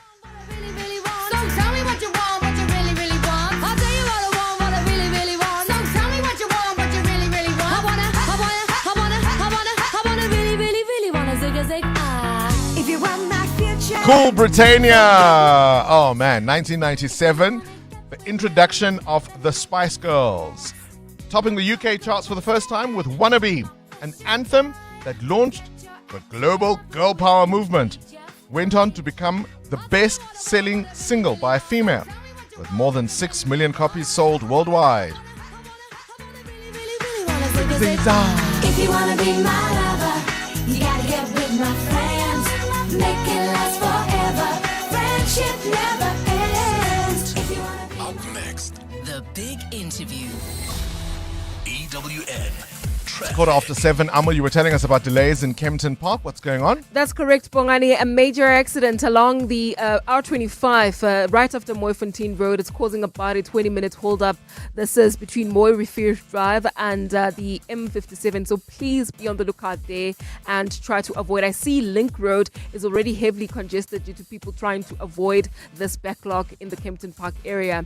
Then if you are traveling on the N1 South, we've got delays between the Brakfontein interchange and Olifantsfontein Road. That's due to peak time delays there. There's also bumper-to-bumper traffic on the N3 North between Vincent Chabalala Road and the Baklu interchange. Peak time delays there. I'll have more updates coming up. Stay tuned. There's more EWN on air, online, and on the EWN app. There's a song that goes, "Money can't buy me love." And that's true. But then they told us all you need is love, which anybody with a mortgage will tell you most certainly is not true. Love won't pay your parking tickets or your student loan. It's also needy. It requires effort, availability, constant care. But more importantly, love requires time. And while money can't buy you love, it can certainly free up some of your time. Time to spend on the things you love, with the people you love. And if you're looking, maybe even time to find the one you love. That's why, after 50 years of investing, we've learned that time is the greatest gift of all. And the good news is, if you invest early, time gives you money. And then money gives you more time to do the things you love. And don't you love that about investing? Ellen Gray, long-term investing. Ellen Gray is an authorized FSP. Find your next design obsession at Decorex Joburg. From the 30th of July to the 2nd of August, the Sandton Convention Centre becomes the destination for the latest in decor and design. Explore over 450 exhibitors across 5 levels, inspiring talks and live demos, plus the property show by Private Property. Download the Decorex app and plan your visit today. Decorex Joburg, 30th July to 2nd August. Tickets at decorex.co.za and at the door. The shelf was leaning sideways, the tap was dripping slow. I said, relax, I've got this, I know just where to go. I went to the crazy store, a screwdriver's all I need. Somehow I left with so much more, a torch, a broom, a book to read. That's crazy, crazy, that's the crazy store. Went in for one small thing, came out with so much more. The crazy store. Hey, you never know what you might find. Your boss noticed. Your ex noticed. The neighbors definitely noticed. Because some cars say, I rented a car. And some cars say, I rented the car. Sani 6 to rent a car. Premium rentals. For people who don't settle. Choose the right car. Rent Sani 6 on sani.co.za. What is your business here? You didn't start your business to play it safe. You took the leap, made the bold move, and now it's time to make the next one. This week, 702 and Budget Business Insurance are giving small businesses the chance to win their share of 100,000 Rand with the Budget BizBucks Bonanza. Enter on primemediaplus.com. Tell us about the boldest move you've ever made in your business and what your next one will be. Then get an obligation-free Budget Business Insurance quote. 702 Breakfast with Bongani Bingwa could call you. Budget Insurance is a licensed non-life insurer and FSP. T's and C's apply. 702. The Big Interview with Bongani Bingwa. On to this now. Do you have, 100,000 Rand to spare? That is the proposed fine to anyone who employs an undocumented worker in South Africa. And depending on the number of individuals, repeat offenders could pay up to R1 million or 10% of company turnover after multiple violations. So there's a nationwide labor crackdown, and already it's laid bare what government is calling an alarming culture of workplace lawlessness. So in the first coordinated high-impact blitz conducted across all 9 provinces, inspectors visited 114 workplaces. Only 3 were fully compliant with South Africa's labor law. And undocumented means more than just migration. It could mean people who are in your employ but who are not registered for their labor benefits, such as things like the UIF. Johannesburg is the Deputy Minister of the Department of Employment and Labor and joins us now. A very good morning to you and welcome to 702 Breakfast. Morning, my brother Bongani. Morning to your listeners as well. Right, can we just first perhaps be clear on what we mean by undocumented workers, although it can include, it's not limited to migration? Yes, that's very true. Undocumented workers, in particular in South Africa or world over, we're talking about people who are working in South Africa, who are non-South Africans, but also are in the country illegally without having all the necessary documents that allows them to enter the country. We can talk about, because again, you can have a passport. You can come to South Africa, have a passport, maybe come with a study visa or a visitor's visa or whatever, any other kind of a visa. And then all of a sudden, you find that you don't go back to your country. You start working in South Africa using a visa that is not allowing you to work in South Africa. Because for you to work in South Africa, you must have a work permit that allows you to work in South Africa. So those are the people that we are talking about who are illegal in our country, but others came in our country legally for different purposes. But once they're in the country, they change altogether and do something else, which is breaking the law on its own. You are no longer, doing what you came for in our country. Some others are in the country beyond their date of, the date of them being in the country, and they continue to live even if their visas have expired. That allows them to be in the country. So we've got quite a number of all these people who are working in South Africa, but they are working because employers are doing it deliberately. As I said in my introduction, it's not limited, though, to just migration. I mean, if people are not being paid the national minimum wage, for example, if people aren't being paid overtime, if people aren't registered for UIF, all of those issues are also violations. Those are violations because that happens even with South Africans. every employer in the country is expected to register his or her workers with the social security net that we have in the department, which is a UIF compensation fund, pay them at a minimum wage, make sure that you respect and you comply with the Basic Condition of Employment Act, which means workers must have leave, your workers must be able to have contracts with you, they must get their pay slips, they must be paid overtime. All those things, we found that we have a huge problem in South Africa. The employers are not complying with all those pieces of legislation. So what's your warning to non-compliant employers? The warning is that every day we are going to be up to them, we are going to be visiting them, we are going to be in their offices, we are going to be issuing them with notices, we are going to be fining them, we are going to be taking the repeated offenders for prosecution, because we can't continue having a situation where someone knows that because he can pay the fine and he continues repeatedly to do one and the very same thing. As you repeat it, we'll take you for prosecution, open criminal case against you for breaking the law. But further to that, as you've said earlier on in your introduction, we're increasing our fines to be very steep, to be very high, because a number of employers are deliberating what they're doing. Some are even budgeting not to comply, which is very, very amazing and very wrong. So we are just going to get deep into their pocket with the fines and make sure that they feel the pain of not complying with the laws of the Republic. All right, employers beware. Jomo Sibiya is the Deputy Minister of the Department of Employment and Labour. 702. The Big Interview with Bongani Bingwa. We're joined now by Dr. Bongani Bingwa, who's a governance expert and also the director for the Centre for Public Policy at the University of Johannesburg. And it comes, of course, as the developing story of this hour is the resignation of IDAC head Advocate Andrea Johnson, the president accepting that resignation. Dr. Bongani, always a pleasure to talk to you. This almost doesn't come as a surprise, really. Well, it's not a surprise. It is good she has done it and the president has accepted. She was going to be suspended anyway. It was just a matter of time. There is no way that she will not have been suspended given the revelations at the Mazanga Commission. The issue that the listeners must be assured of is that even though she has resigned, she will continue to testify.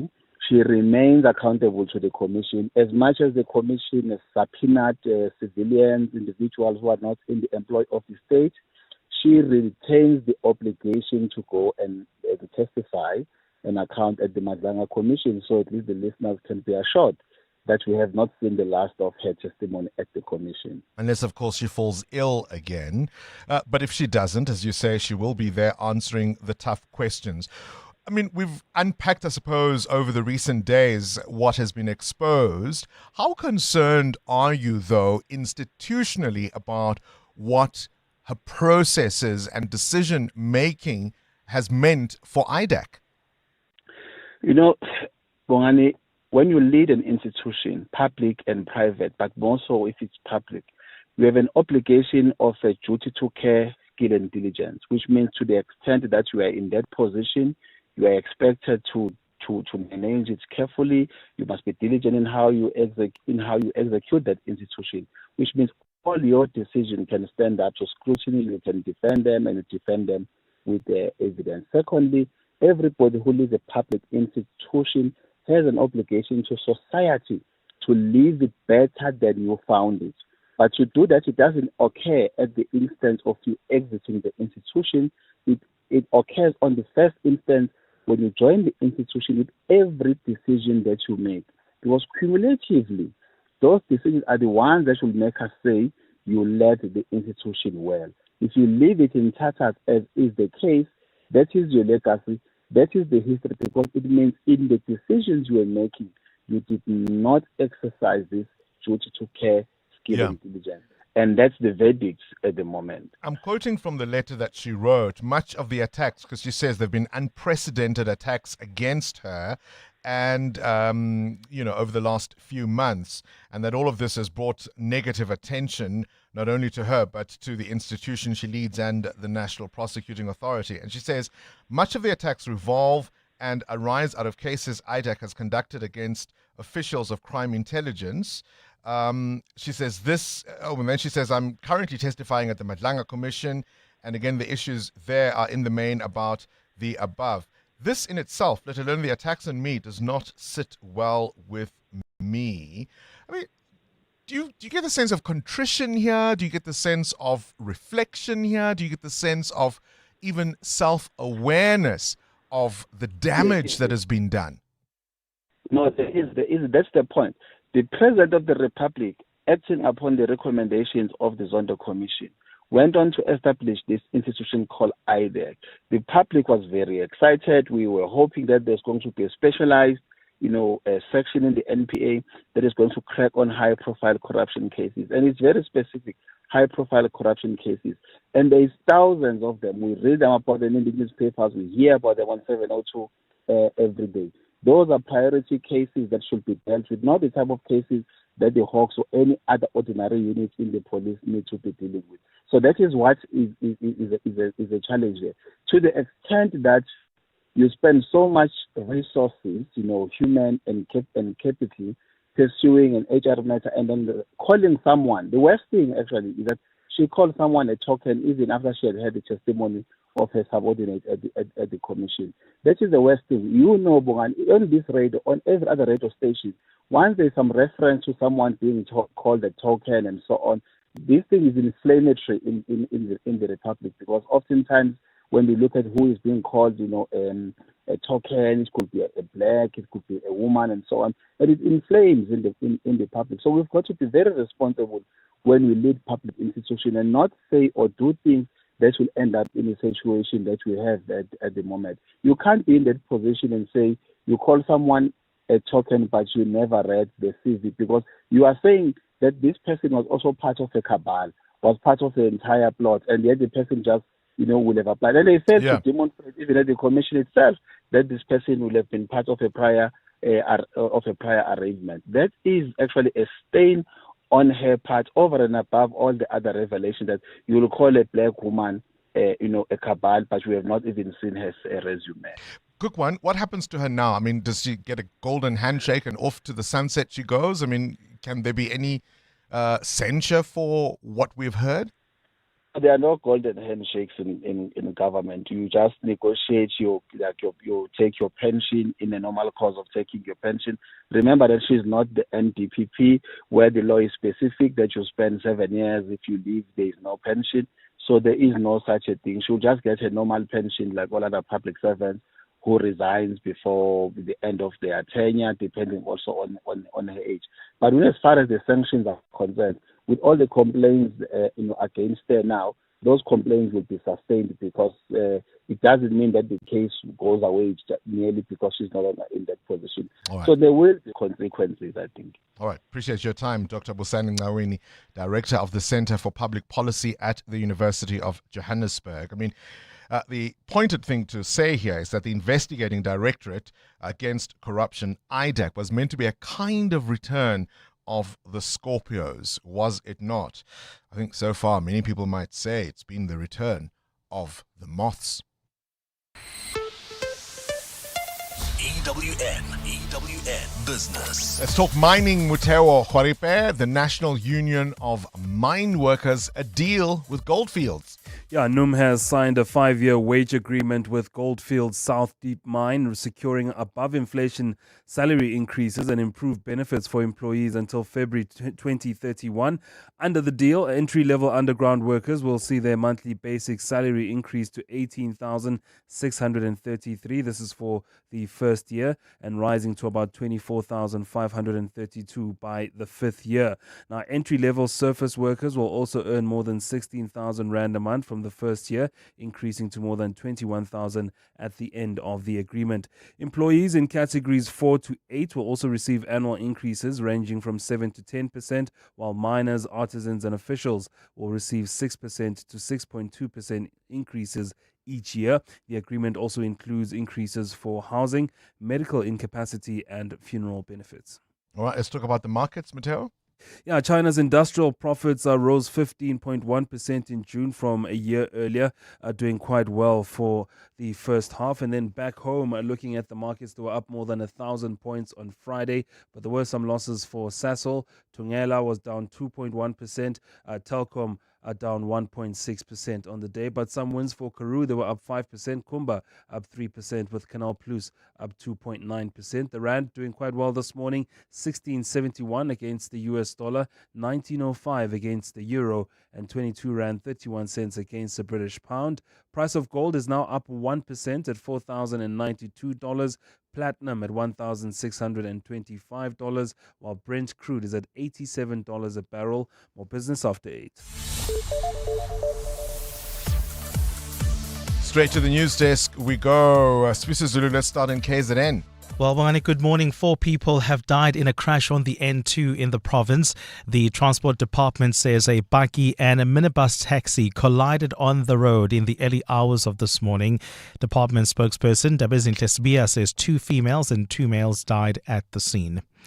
The Good Party has criticised the DA for using the City of Cape Town's council chambers for a party political event. This comes as in-person council meetings have become the exception in the city's events calendar. Quintin Jala has more. In response to the complaint, the DA pointed to the fact that the council chamber was available for all political parties. The party's provincial spokesperson, Matthew Sims, says the DA had booked and paid the full venue hire price for the chamber. Good Party councillor Sandra Dixon insisted that the chamber belonged to the people of Cape Town. The DA party gets the council chamber while Cape Town's actual council is sent online. The Democratic Alliance must explain why it was permitted to use Cape Town's official council chamber for an internal party political gathering, while the city's elected council continues to conduct its formal meetings online. She said with the next council meeting, set for Thursday, scheduled to be online, it created an extraordinary contradiction. Quintum Gyala, Eyewitness News, Cape Town. The ANC in Limpopo says it's confident that the province will remain its stronghold after the November local government elections. Despite losing ground in several other municipalities across the country, the party continues to dominate local government in Limpopo.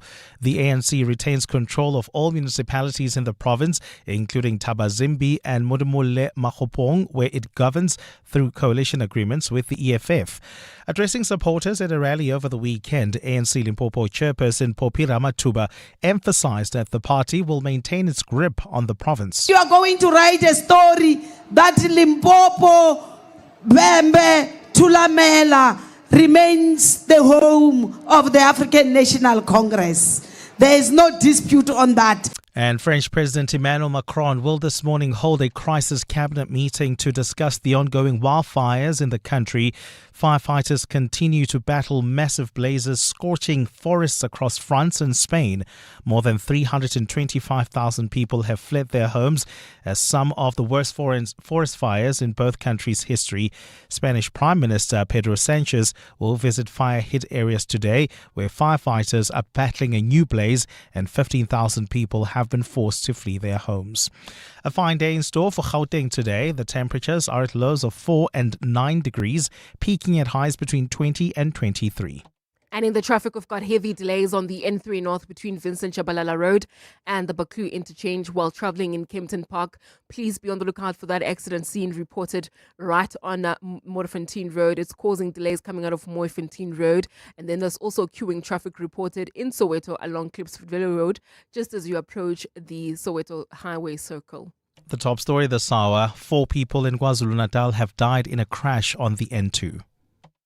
That old ring, the broken chain, the gold coin sitting in a drawer. What if it could put money in your pocket today? At Gold Capital, we turn gold, diamonds, Krugerrands and luxury watches into instant cash. With over 30 years experience and thousands of 5-star Google reviews, South Africans trust Gold Capital to do it right. Get your free valuation today at goldcapital.co.za. Gold Capital, South Africa's trusted gold brokers since 1992. Now listen to this. What if your home could tell your story beautifully? Decorex Joburg has something for every style, every space, every home. From the 30th of July to the 2nd of August, Decorex Joburg will transform the Sandton Convention Centre into a world where style, innovation and inspiration live under one roof. You can explore exhibitors, discover beautiful interiors, smart kitchen ideas, homewares and accessories with irresistible show specials. Enjoy interactive cooking, DIY and clay shops, design markets, beautifully curated restaurants and lounges. Connect with design's boldest voices at Future Talks and see what's shaping the spaces and lifestyles of tomorrow. Book your tickets now at decorex.co.za or at the door. So if you're renovating, decorating or dreaming up your future home, don't miss Decorex Joburg at the Sandton Convention Centre, Africa's premier decor and design exhibition.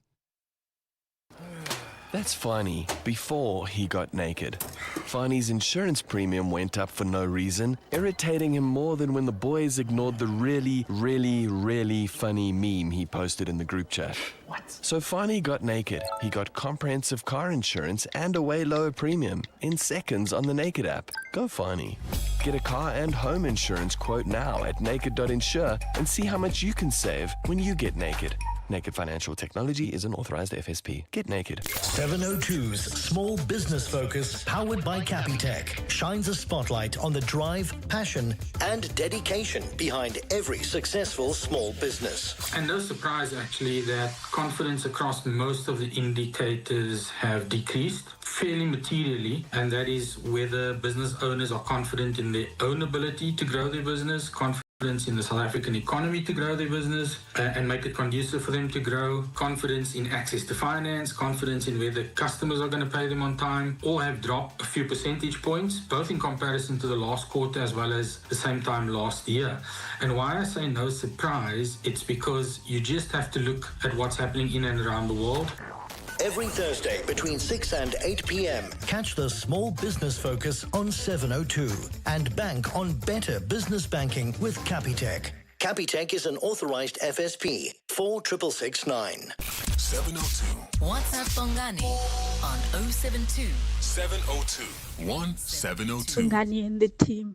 When it comes to Andrea Johnson, it's comforting to know that she will still be held accountable, because there's no way that we can say that we are starting a fresh sort of now with Madlanga in place. We hope, and then we let someone just walk away scot-free like they usually do, especially in government. People steal money, people make bad judgments, and then they just resign, and then that's the end of it. It's comforting to know that she will still be held accountable, because she needs to be held accountable. Resigning on its own, it's not it. It won't cut it. So she needs to be held accountable. It's comforting to know that she will still be held accountable. Hello, Bongani. Andrea Johnson is a sly fox. She's not attending today. I kid you not. She's going to get sick. I'm definitely sure of that. And secondly, I don't understand. In companies, when you resign, especially government companies, you forfeit your pension fund, but the others get them. One day, get somebody to explain this. I don't understand. Hello, Andrea Johnson has resigned, but isn't it strange that the previous Minister of Police, Senzo, remains on full pay? Bongani, good morning. I'm so excited this morning that the wheels of justice is slowly turning. We welcome Ms. Johnson's resignation. I just pray that she don't get a golden handshake. And I hope General Khumalo and a former BMW employee take her to task in a personal capacity. And she must pay for the damages that she has caused. And I hope it's a lesson to everyone else in a position of power. I thank you. Have a great day. Yeah, the president accepting Advocate Andrea Johnson's resignation. That's the news that's developing this morning. She is still, of course, scheduled to appear at the Madlanga Commission of Inquiry, where she'll face more tough questions, and hopefully her health holds up for the next few hours, hey? 702 What's the question? What's the question is brought to you by OutSurance. A chance for you to win up to 3,000 Rand in cash. 1,000 Rand for the answer and 2,000 Rand if you can give us the question that leads to the answer, but we'll do it in reverse. SMS out to 45142 now, and you could save on your car insurance. If you don't, you can ask OutSurance for 500 Rand. Today's answer comes from Tebucho. Tebucho, please give us today's answer. Hi, Bongani. Today's answer is cockroaches. Cockroaches. Ooh. Oh. Tebucho, tell me, have you got yourself a quote from OutSurance? Yes, I've requested. You biscuit. How about 1,000 Rand coming your way? All thanks to OutSurance and 702. There you go. Tebucho says the answer today is cockroaches. The grillies, right? What's the question? Call us if you know. On 011 8830 702. EWN Sport. Cindy Paluta, it's so exciting to see the Commonwealth Games. So much fun. Right? Oh my gosh, like a mini Olympics. My one child said to me yesterday, "Is this the Olympics?" I said, "No, it's just as good. Sit down." Just enjoy it. Doesn't matter. It doesn't matter. At the Commonwealth Games, South Africa winning 3 medals yesterday, taking the overall total to 9. Peter Kutzer won his second gold, the 200-meter backstroke, in record games time. It can be hard when you have a good race to not get stuck there and keep thinking about the race and things like that. And same thing if you have a bad race. Yeah, I have to kind of have short-term memory loss, like Ted Lasso says, because when something goes wrong, you kind of have to just move on and forget about it. And I think it's the same when it goes well. It's easy to live in the past and not be fully focused and present for your next few races. So enjoy the moment like I am right now, but then let it go. And after the week, you can let it all sink in. You know, the other thing that excites me, Cindy, are the photo finishes. Oh, no. Right? Those are so nerve-wracking, right? And one of those was Amy Canny that you're speaking about last night. She missed gold in the 100-meter breaststroke by 1/12 of a second. And my child said to me, imagine training for 4 years and you miss that goal by 1/12. It was literally just, and swimming, it's all about the touch at the end. It was literally that. Anyway. Olivia Nell won bronze in the 100-meter backstroke, and in netball, the Spa Proteas getting 2 wins from 2. They beat Tonga by 54 goals. Banyana open their WAFCON campaign tonight against Tanzania at 7. The match will be Linda Mohlalo's 100th. We are here now in Morocco, and I can tell that the team is very focused. The energy in the team, it's so positive, it's so uplifting, so that's a good sign for us. And yeah, I'm looking forward to the tournament to start. WAFCON opened last night with Algeria beating Senegal 2-0 and Morocco beating Kenya 4-0. The All Blacks have rested Ardie Savea for the franchise matches of the greatest rivalry tour. The 44-man squad announced today has Lach Fabian Holland back from injury, recalled to the side Ollie Norris, George Bell, Imoni Narawa and Tim Tavatavanavai. The All Blacks play the Stormers next weekend, followed by the Bulls, Sharks and then the Lions. In the Currie Cup, Boland Cavaliers thrashing the Stormers 41-3 yesterday to be second on the table behind the Cheetahs, who beat the Sharks by 22. The Lions sit third after beating Pumas by 23. Griquas beat the Bulls by 30. Formula One's defending champion Lando Norris got a first win of the season in Hungary ahead of Verstappen, Antonelli, Leclerc and Hamilton. Hamilton would have finished fourth, but he got a 5-second penalty for speeding out the pits. And Tadej Pogacar won the Tour de France for a record equaling 5th time. It also marks Pogacar's 3rd Tour win in succession. Cindy Paluta, Eyewitness News Sport. EWN Traffic. 7:45, the CWN Traffic brought to you by OutSurance. SMS out to 45142 now, and you could save on your car insurance. If you don't, you can ask them for 500 Rand. Who is stuck in traffic? Amo, wishing they were Tim Tavatavanavai.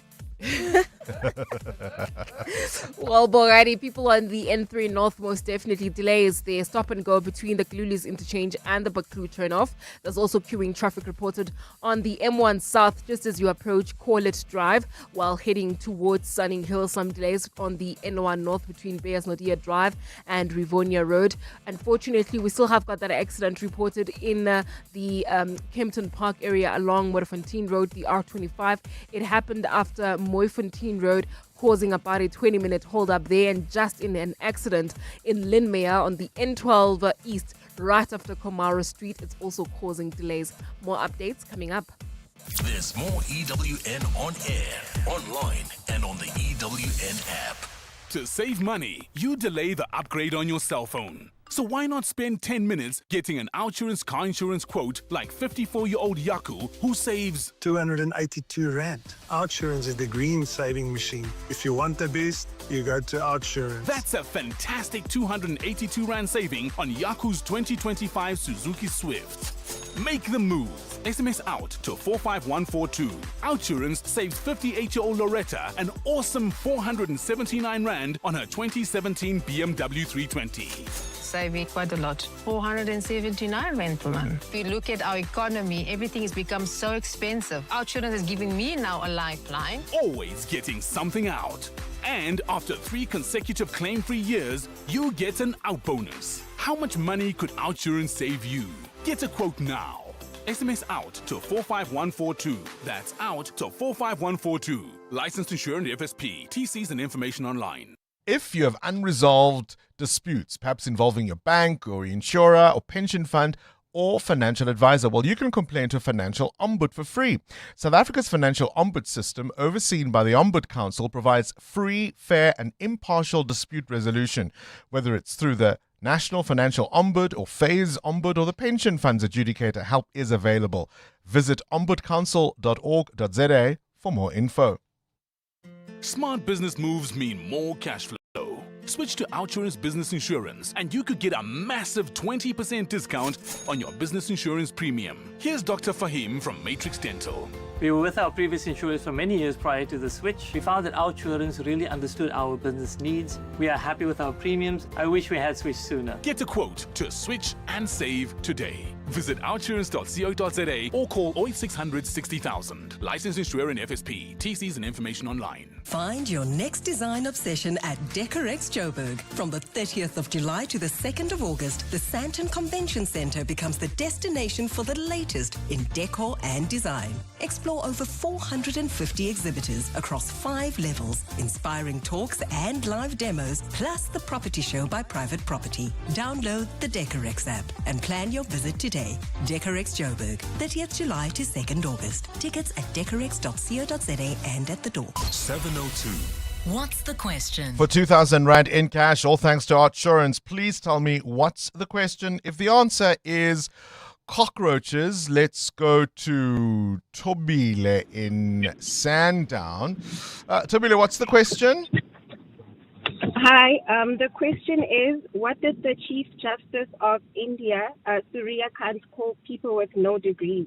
Yeah, I mean, it's quite an awful thing. It's one of those, you say it and you wish you could take the words back. Of course, he clarified that he didn't mean all unemployed youth, but it was a little too late because not only did his comment go viral, but the reaction to it, and there have been massive, massive protests in India. Tobile, you walk away with 2,000 Rand in cash, all thanks to OUTsurance and 702. I want you to listen to the BBC's reporting of it. Last Friday, of course, the resignation of India's education minister following tens of thousands of people taking to the streets in Delhi, and it was all sparked by the Chief Justice of the country calling young people in India cockroaches. And you can imagine the numbers. If you've got a population of over 1 billion people and 65% of your country is under the age of 35, you're playing with fire. They're cheering, they're sloganeering. Just a short while ago, the Education Minister, Dharmendra Pradhan, has posted on social media saying that he's offered his resignation to Prime Minister Narendra Modi. And you can look at the reaction. It was the key demand of the protesters here. And suddenly, in the middle of the day, it has been accepted. I feel so good right now. I'm going to be very, very honest. I've been coming here for a while, protesting here for a while, but I honestly was not expecting the government to, bow down to the people so quickly. But it happened. Our constitution won. Our voices were heard. And I feel incredible right now. Emotional. We won, finally we won. I went on hunger strike. Do you know how my hunger strike went break? By the lathis and tear gas. Today is a testament to the fact that government has to be answerable to its citizens, and there will come a day where people will realize that enough is enough, and they will give their 100% to hold the government accountable, and they have to listen to us.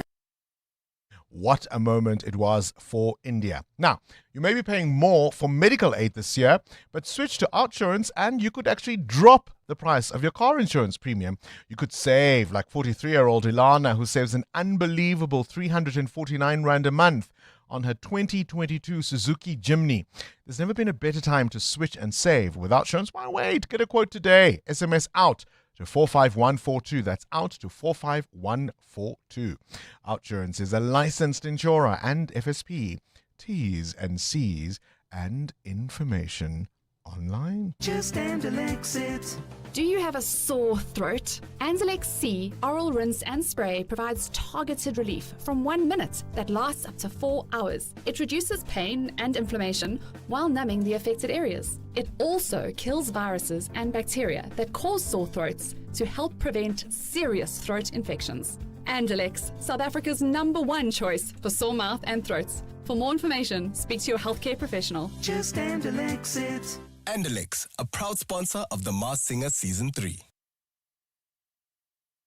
Thinking about studying but waiting for the right time? With Richfield's online qualifications designed to fit around your life, the time is right now. But you better hurry because their mid-year applications will be closing soon. So whether you're working, changing careers, ready to level up, you can choose degrees and diplomas in business and IT, as well as prestigious online MBA.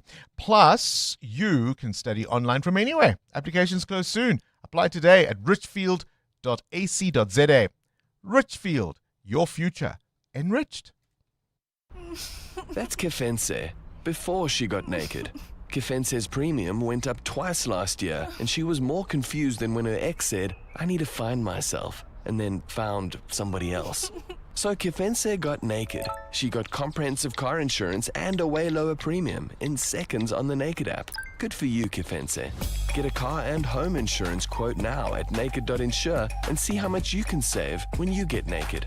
Naked Financial Technology is an authorized FSP. Get naked. 702 702. What's gone viral? with Kabazela. Time now for the world of viral content. Kabazela. Good morning to you, Belle. Have you recovered from yesterday? Yeah, I saw you walking easy. up and down the marquee. I mean, that was just so much walking for you, hey?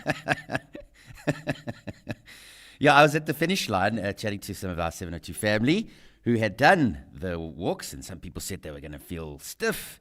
But I have no problem with that this morning because I didn't walk. I just walked up and down from the parking lot to the start line and then the marquee, where I saw you sitting very casually, sipping on, whatever you were sipping on. And Lots of Sprite. Oh, is that what it was? That's what it was. It did look bubbly. No, it was lots of Sprite. Listen, you didn't walk. You just come to the finish line. So what explains your calves? Yeah, I mean, this was an interesting one that I saw, right? So this mother posted a video of her son, and wherever he walks in the house, he's on his tippy toes. He's a toe walker. And I immediately looked at this and I was like, well, that's me. I remember from being a youngster, even to now, I walk on my tippy toes. I'm a toe walker. I don't know why I did it or do it, but that's just comfortable for me. And then I read the comments, and this is one maybe for experts out there. I don't know. Some people were saying that he is on the spectrum because he's a toe walker. Now, I don't know if that's true or not. If you are an expert in autism, maybe do give us a call and let us know. And then others were saying, you got to stop it. It can't happen. He's going to damage his joints and all this kind of stuff. I mean, I did it, and my legs are perfectly fine. I did athletics, soccer, you name it, and my calves are not too bad, I must say, Bongles. So I want to ask our 702 family this morning, all the toe walkers out there, let us know who you are and why you do it. Do you have a reason as to why you do it? Maybe it's the feeling of something underneath your feet that you don't like, the coldness of the tiles, of the floor. But let's have a chat about toe walkers this morning. Maybe your kids are doing it as well. All right, Kabazela and his toes responsible for his calves. Are you a toe walker, and why is it that you do it? And let's quickly talk about TV dinners, Kabazela. Yes. Now, if you think back to young Bongles, did you watch TV whilst you were eating dinner, or did you have a specific spot, like a dinner table that you had to sit at? Because this video we're talking about, this woman says to her child she's not allowed to watch the TV at all while she's eating her dinner. So this poor kid has this little table set up for herself. She's eating her dinner, and in front of her, she's got a photograph of her best friend that she puts in front of her while she's eating her dinner. Quite cute, I must say. But, different families and different strokes for different folks. I mean, I remember growing up, and we used to sit in front of the TV and eat our dinner. I can't recall weeknights that we would all gather around the table and chat about our days and, what happened and all that kind of stuff. That happened, before dinner and stuff like that. So is it important for you as a family to sit around the table or the kitchen table, whatever it may be, and eat your dinner? What is it that, if you remember when you grew up, how did you eat your dinner? Was it in front of the TV or not? Let's have those conversations this morning. All right, that's what's gone viral with Kabazela. 702 Feedback with Rupfiwa Kone. Rupfiwa Kone, is it different for you with your family now that you've got youngsters of your own in terms of how dinners are done at your home compared to the way you grew up? The way I grew up, Bongani, like I said, we didn't have much space for a big table in our house. We lived in a very small cottage, so we didn't eat at the table. When did you say? My parents... When did you say? I said a long time. Oh. I've been saying. I'm like, But it's very important for my husband. He's the one dinner around the table. who brought that into our That family. culture. And it's very important for him. So I we used to do sit. experience it visiting other people's homes, and it's something I try to do and implement in my own home now, to sit around the table. You would grab your plate whenever. We didn't eat at the same time all together necessarily. You ate, and most in front of the TV. Yeah. All of that has changed. All right, what feedback do you have? Well, Bongani, listeners are reacting very positively to yesterday's Josie My Josie Walk the Talk experience, saying it was very delightful for them to be in the inner city of Joburg. It reminded them of the beauty and the resilience of Johannesburg, Bongani, and seeing it in that state, how beautiful it was, it just gave them hope. We had a particular listener by the name of Deirdrick Stopforth, who shared a message with us. Let's take a listen. Good morning, 702 team. Bongani, you and your team at 702. What a nice event. A really, really moving event. So it wasn't just about the fitness and health. It was really, getting one to think about Johannesburg. And for someone that grew up and went to all the Ellis Park games from the early 80s, going through some of the areas there in Bertrams was quite moving for myself and my wife and my daughter, and looking at the, going through the Joburg Cricket Club and, some of the other activation spots and seeing the kind of gem of a little marketplace where you can have a coffee and a pizza and all of that. We're going to definitely go back there and support the boys and the girls there. But if there's one moment that hopefully all 25,000 walkers would have realized, is that it's really worth the while for each and every one of us to vote, to take our city back, because the city does not belong to the politicians. The city belongs to the tax-paying, voting public. Yeah, what a day it was, right? Yeah. I still want to get more voice notes, more calls. Call us on 011 883 0702. Tell us, how was your walk yesterday? This is EWN. Andrea Johnson is expected to return to the Matlanga Commission as the former head of IDAC today, and a man suspected of killing a ward councillor in Cape Town will appear in court. Good morning, I'm Sfiso Zulu. President Cyril Ramaphosa has accepted Andrea Johnson's request to resign as IDAC head with immediate effect. Johnson wrote to Ramaphosa and the head of National Director of Public Prosecutions, Ndimo Tibi, seeking to step down. She has come under intense scrutiny over IDAC's investigation into senior crime intelligence officers.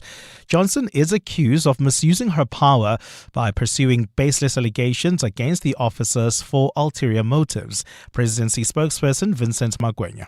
The President's agreement follows a recommendation by the Minister of Justice and Constitutional Development, Mamuluko Kupai, and supported by the NDPP advocate Andy Motibi, that Advocate Johnson's request be granted.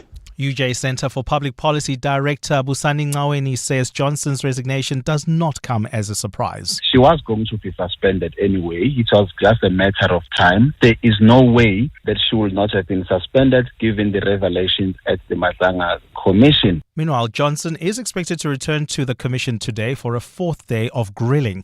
Tabiso Goba has more. In June last year, IDAC arrested crime intelligence head Dumsani Khumalo and several other senior officers from his department on allegations of fraud and corruption. Prosecutors alleged they had unlawfully appointed an unqualified person to a senior position within crime intelligence. But during cross-examination at the Madlanga Commission, head of IDAC Andrea Johnson conceded the charges were baseless. I relied on the briefing from my team, and it's going to go back to what counsel had asked me, that I trusted them implicitly. I now see that the facts as I may have received them then, and I'd have to go back and look at it, were incorrect. Meanwhile, the newly established IDAC Oversight Office has confirmed it is investigating several complaints lodged against Johnson. Tabiso Goba, Eyewitness News. A man arrested in connection with the murder of DA Ward Councillor candidate Novuyo Jokwe is expected to appear in the Cape Town Magistrates Court today. Police say the 37-year-old suspect, believed to be the alleged mastermind of the killing, will face charges of murder and extortion. Quintin Jala has more. Jokwe was shot and killed on June 20 after a voter registration drive in Dunoon. She was on her way home when she was confronted by two armed men. Police say Jokwe had allegedly been threatened after refusing to continue paying protection fees. The suspect was arrested in Parklands on Saturday after allegedly evading police. Police spokesperson Andre Trout says investigators also made key seizures during the operation. Police seized a vehicle believed to have been used in the commission of the crime, along with 7 cellular telephones that will form part of the investigation. The DA has welcomed the arrest and urged the National Prosecuting Authority to build a watertight case to ensure a successful prosecution. Quintin Mkyala, Eyewitness News, Cape Town. Government says more than 68,000 foreign nationals have been processed for repatriation since June. Justice Minister Mamluku Kubai made the announcement during an inter-ministerial committee on migration briefing in Pretoria yesterday. The minister says a law enforcement crackdown has led to arrests linked to illegal border crossings, human trafficking, fraudulent documents and labour exploitation. The announcement comes after government reviewed migration patterns over the past 3 weeks as part of efforts to secure borders. Kubai also announced that government is working to establish a dedicated migration court at OR Tambo International to fast-track immigration cases. At the OR Tambo, the team has gone, they've seen the site, they are happy with the site. Now it's the process of us ensuring that the facility does meet the requirements of a court. I've been informed that actually it won't be one court room, but we have capacity to have about 3 court rooms. And we'll see as the Department of Justice whether we utilize it only for that. Maybe we could offload some of the pressures that Kempton Park is experiencing. And British Prime Minister Andy Burnham will host Ukrainian President Volodymyr Zelensky today, using his first meeting with a foreign leader since taking office to underline London's unwavering support for Kyiv. The visit comes ahead of Zelensky's trip to Washington tomorrow as the Ukrainian leader pushes to end the 4-year war with Russia. Zelensky is expected to renew calls to boost defense as both Moscow and Kyiv intensify drone and missile strikes, with US-led negotiations on resolving the conflict stuck while Washington's attention has been diverted to the Iran war. Russian and Ukrainian strikes killed at least 10 people yesterday, with Kyiv saying Moscow attacked a supermarket in northern Ukraine and Russia accusing Kyiv of striking a bus stop in the occupied east. The strikes come a day after 20 people were killed on both sides of the front line, with both Kyiv and Moscow intensifying attacks, while diplomacy to end the war launched by Russia in 2022 is at a deadlock. Zelensky told Sky News he's hopeful ahead of his meeting with the new British Prime Minister. I had good visits.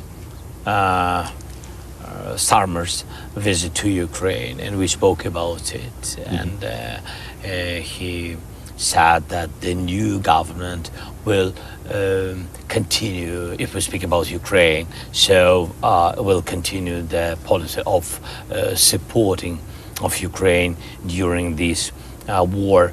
Gold is trading at $4,186.18 an ounce. The rand is at 16.69 to the dollar, 22.29 to the pound, 19.04 to the euro. Brent crude oil is at $92.16 a barrel. Well, there's bumper-to-bumper traffic on the N3 North between the Airlines interchange and the Baku interchange. This is due to peak time delays as well as a car stuck on the road right near the Baku turnoff. While traveling in Kempton Park, please be on the lookout for that major accident scene along the R25. It's causing delays from Moy River. Please be on the lookout there and approach with care. And in your sport, Banyana opened their WAFCON campaign tonight at 7 o'clock against Tanzania. Team South Africa swimmers add 3 more medals to the Commonwealth Games total, including another gold for Peter Kotza. Today, athletics gets underway. And the All Blacks rest Ardie Savea for the franchise matches of the greatest rivalry tour. A fine day in store for Gauteng. The temperatures will peak at highs between 20 and 23 degrees. The top story in EWN this hour, President Cyril Ramaphosa has accepted Andrea Johnson's request to resign as IDAC head with immediate effect. EWN, in touch, in tune, and independent. For the latest, visit ewn.co.za or download the EWN app. This is Breakfast with Bongani Bingwa on 702. Let's walk the talk. 8 after 8. A little earlier, we heard from the Deputy Minister of Employment and Labour, Jomo Sibiya, warning that government is coming for employers who hire undocumented workers, be they local or foreign. And he's saying that this major blitz operation means that inspectors are going to be fanning out throughout the country, making sure that all employers are compliant. We're also going to be speaking to the acting president of Athletics South Africa. How is it that we can spend millions and millions of rands and at times even paying for fans to attend something like the FIFA World Cup, and yet so many other sporting codes have their athletes having to raise their own money to go and represent South Africa internationally? Kabazela wants to know, are you a toe walker? And what has that done for your calves? And why do you do it? Did you learn it somewhere, or was it just how you've always walked? And have there been funny comments about it? And how different is your dinner table today from the one you grew up around? Did you even grow up around a dinner table? You come from a family where everybody ate together, sat together, talked about the day, talked about their woes? Or was it each man, each woman for himself? And if you have a more structured arrangement, how do your folks deal with it? Right? If you grew up in a scattered sort of environment around that, when your siblings come over with their kids, when your siblings' kids come over, when your parents come over, how does that go? This is Breakfast with Bongani Bingwa on 702. Let's walk the talk. 10 after 8, Amo.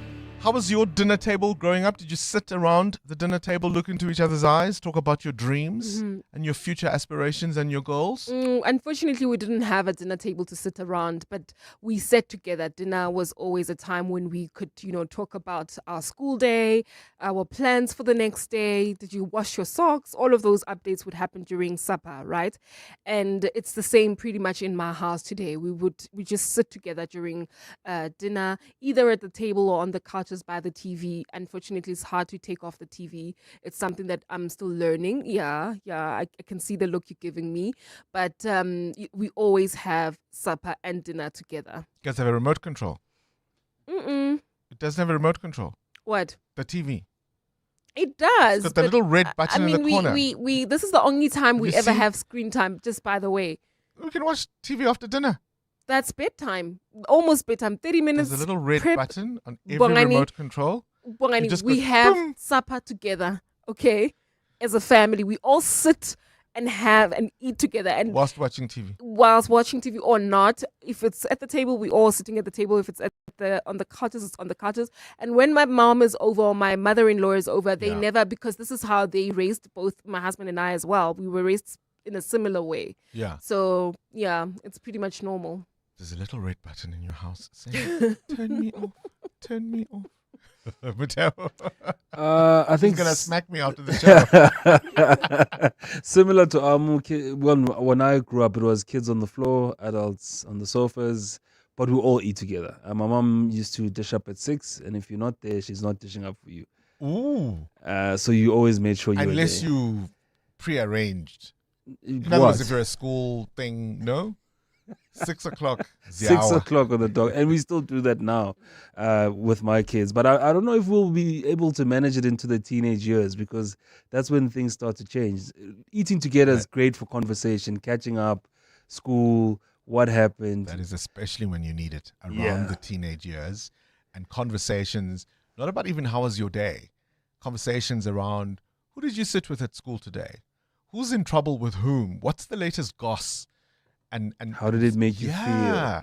Yeah. Who made you laugh today, right? Who's giving you a hard time at school these days? Those especially when they are teenagers, they are crucial. Lebu, you're in Sandton? Hi, good morning, Bongani and the listeners. Yes, I just wanted to comment on this eating around the table. So we grew up in a township where you had no space for a dining table, so we sat on the sofas, watched Listilo Rula, Ulubuile, and all of that. But sometimes my dad would kick us out because we laughed too much and made noise. And then we had to sit, the three of us as kids, in the kitchen.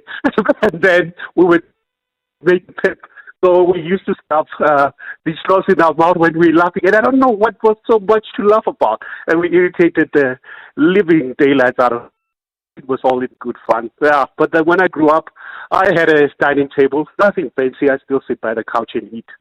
So it is what it is. It is what it is. And tell me, if you've got that culture of sitting around the table, do you find that it's difficult at times to integrate when, say, the cousins and the nephews and extended family members are there who say, hang on, what is this sitting around? No, can't I go watch TV in the lounge with my plate on my tray, Mateo? When in Rome, this is what we do here in this house. So you do that.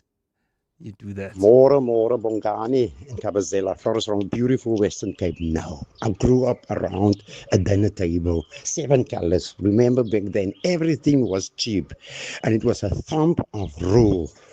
6 o'clock, everyone around the dinner table. Radio were off that time. There were no phones, cellular phones, and no TV at that time. And even up until today, my kids know that we sit around a table. Good day, Kabazela and Bongani and the team. I grew up sitting at the dinner table, and we always had dinner at 6, unless it was something extraordinary that was happening that delayed dinner time.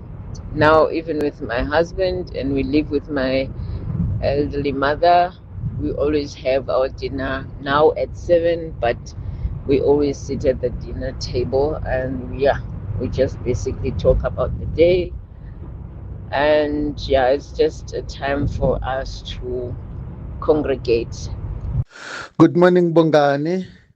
My growing up, Bongani, was so very, very interesting.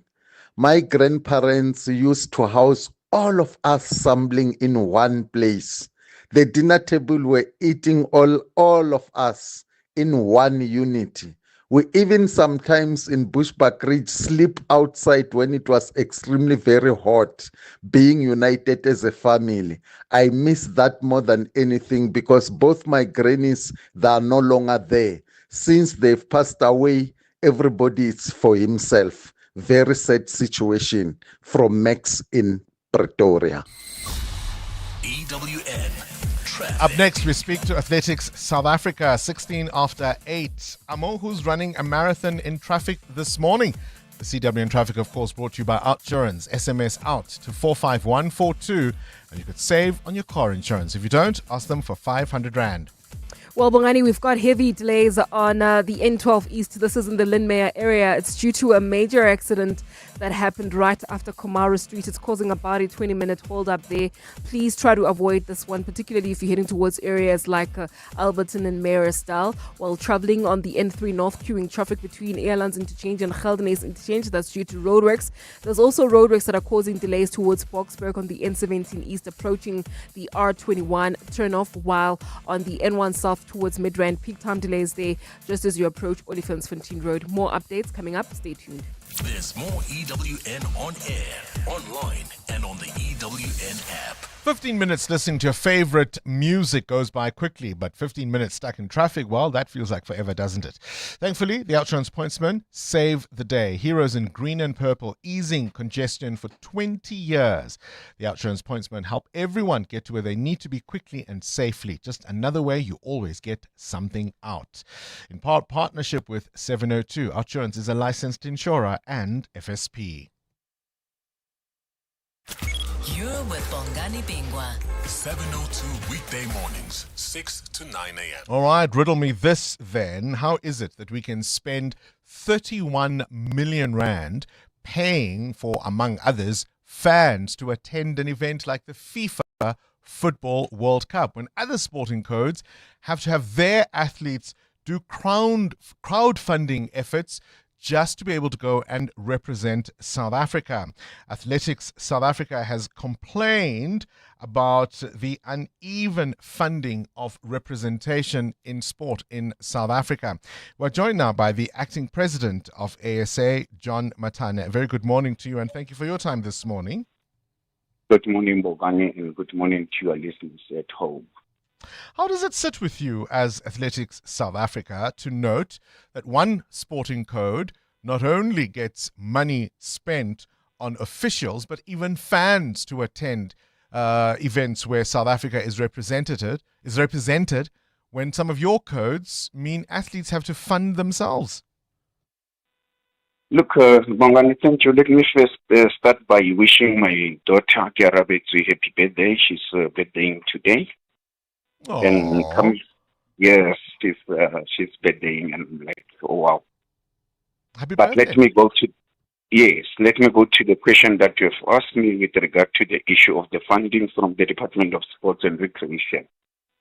I confirmed that with our acting CEO. Unfortunately, we didn't receive anything now. It's very tough and difficult because when we are doing our preparation for any other thing, any event, clothing or whatsoever, we rely on the grant that the Sports and Recreation will assist us with. But we are still waiting for them. I am not sure that maybe that is an administration process that delaying the grant. We are not sure up to so far. So how serious is the financial situation facing Athletics South Africa at the moment? We are getting there. Yes, as much as people know that Athletics South Africa does not get any funding or any partners, what we are doing, we are getting there. There are people who are willing to come and assist us with the funding. And the governance of Athletics South Africa have changed dramatically. It has improved. Currently, I can assure the South Africans, we are close to 70%, 75%. That means we are getting there. So again, I ask you, how is it that World Cup players and fans and support staff can get 31 million Rand and your junior athletes traveling, say, for example, to the World Athletics Championships have to fund themselves? How does that sit with you? Look, as I'm saying, I'm not sure what is what was the plan from the Department of Sports, Arts and Culture in terms of the soccer. I cannot talk on their behalf, but I can say... No. I mean, it's a matter of public record. 31 million Rand was spent on this World Cup that's just ended. That's a matter of public record. When your people are struggling and have to fund themselves, surely that gets a reaction from you? Yeah, you see, it's sad, but what shall we do? Because if Sports and Recreation, we are relying on them. It's said there is nothing that we can do. You don't want to bite the hand that feeds you? No, I don't want to. I'm not saying I'm biting the hand that it's feeding me. I'm focusing on what is on table. And as I'm honestly saying, I am not sure about the 21 million that maybe the minister has given to the supporters, the sports and whatsoever. As I'm saying, I'm relying on what I'm having in hand. We, as an athletic federation, we are waiting for the government to assist us, if they may assist us. Maybe in the long run, when the minister have tabled the 31 million issue, it's whereby we can engage and ask how did that happen. Have you got any explanation as to why this year's grant has been delayed? I'm told that we'll get a letter on Wednesday, the coming Wednesday. When should the money have come through? It was supposed to be at the end of June, or maybe it will be the end of July. So what does that is why I'm not sure what delayed that. So what does that do in terms of, how does it impact your operations, but importantly, athletes who have to represent South Africa? Look, Bongani, we are taking a team to Oregon, and our accommodation only is costing us 1.3 million. And we need to pay the money before the team is leaving from Friday. We are going to divide the team into two on Friday. But luckily, we managed to outsource some of the funding that we have paid the accommodation. Even if we've not paid all the money, we've paid at least 600,000. But by Friday, we will be able to get some funding from other provinces, our affiliated provinces, that they are saying they will assist us. Is anything at risk if you don't get this money on time? No, we should address that with the minister, because for us, you mean the issue of the grant? Yeah, what events will be affected because you don't get the money on time? Bongan, we need to address that with the minister, because actually we need to be treated fairly, and all the federations, we must be treated equally. It's not a question of maybe soccer, it's big, or maybe athletic, it's big, all the provinces, and all the federations. John, I'm trying to help you. I'm not trying to push you, and I understand you don't want to upset the apple cart, but at the very least, perhaps if you put it out there on public record that maybe you don't get to go to Oregon, maybe some of the athletes at the Commonwealth Games might be stranded. If you don't get the money, what happens? If we don't get money, as I'm saying, we can't have some of the operation running. And I'm honest with you, Bongani. That is why I'm saying we are waiting for the letter. Maybe if Bongani can come after Wednesday to say what is the details of the letter that the DSEC have promised us, then it's whereby I can tell you. For now, I cannot preempt what will be the letter, but the HNCO engaged with them, and they said by Wednesday we'll get the letter, and we'll hear what's happening with the issue of the grant. Let's wait till Wednesday then. Won't you send us the letter on Wednesday? That's the acting president of Athletics South Africa. I do think it should gall all South Africans, and particularly sports fans, when we can send fans to go watch those representing South Africa, but those who are actually playing have to sometimes fund themselves. 702, The World View with Adam Gilchrist. News from elsewhere in the world. Adam Gilchrist, a very good morning to you. Let's start with this extremist attack in Berlin. Yeah, and as a result, already Dutch officials are on high alert. They say they've increased security for the World Pride event in Amsterdam this coming weekend because of what happened over the weekend just gone in Berlin at their Pride event.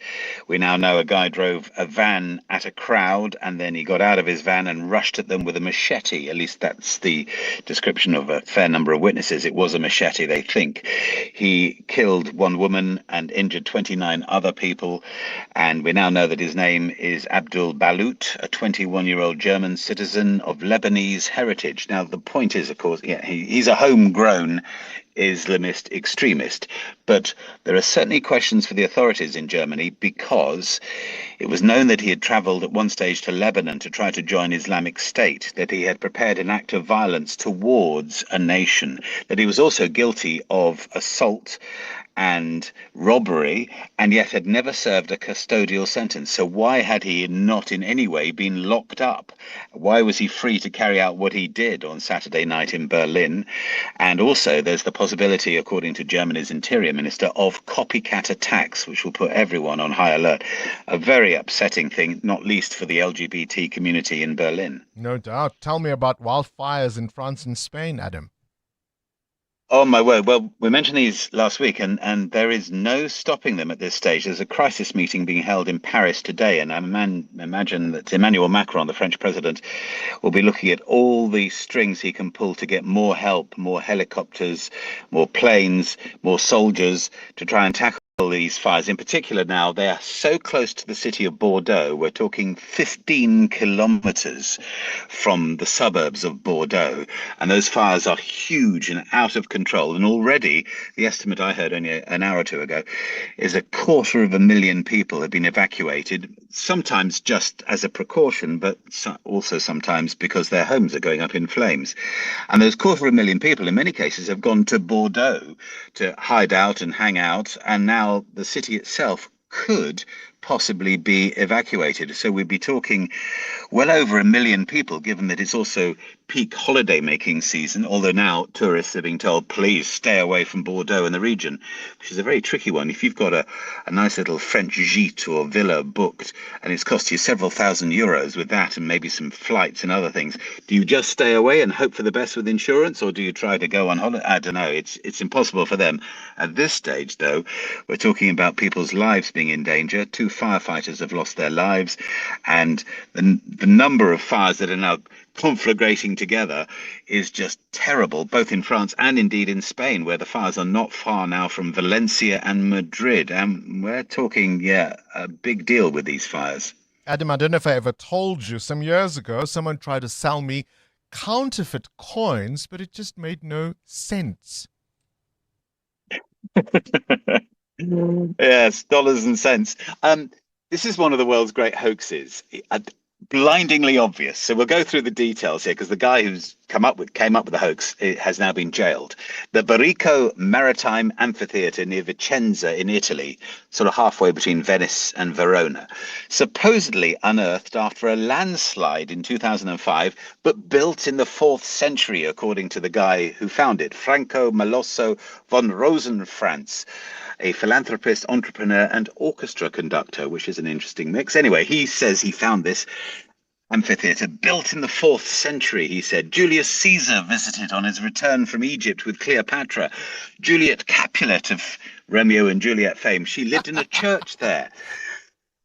The thing is, it appeared on a local tourist map €40 entry ago, and plenty of people paid to go in. The local government was full. They had it on their must-see attraction list, but then revealed 10 years later it was total rubbish. The ancient amphitheatre was in fact made of fiberglass. You'd have thought somebody would have spotted that really early, but anyway, papier-mâché and plaster statues. Satellite images showed actually he'd been using a digger to flatten the hill and then build the fake Roman attraction. Plus, as some may already have spotted, Julius Caesar lived 400 years before this was supposedly built, and Juliet lived in Verona, not Vicenza, so duh. Von Rosenfranz has now been jailed for over 2 years, fined a small amount, but is being sued for a much larger amount by the local council, who probably feel a bit of egg on their face as well. Adam Gilchrist with this morning's Worldview. EWN.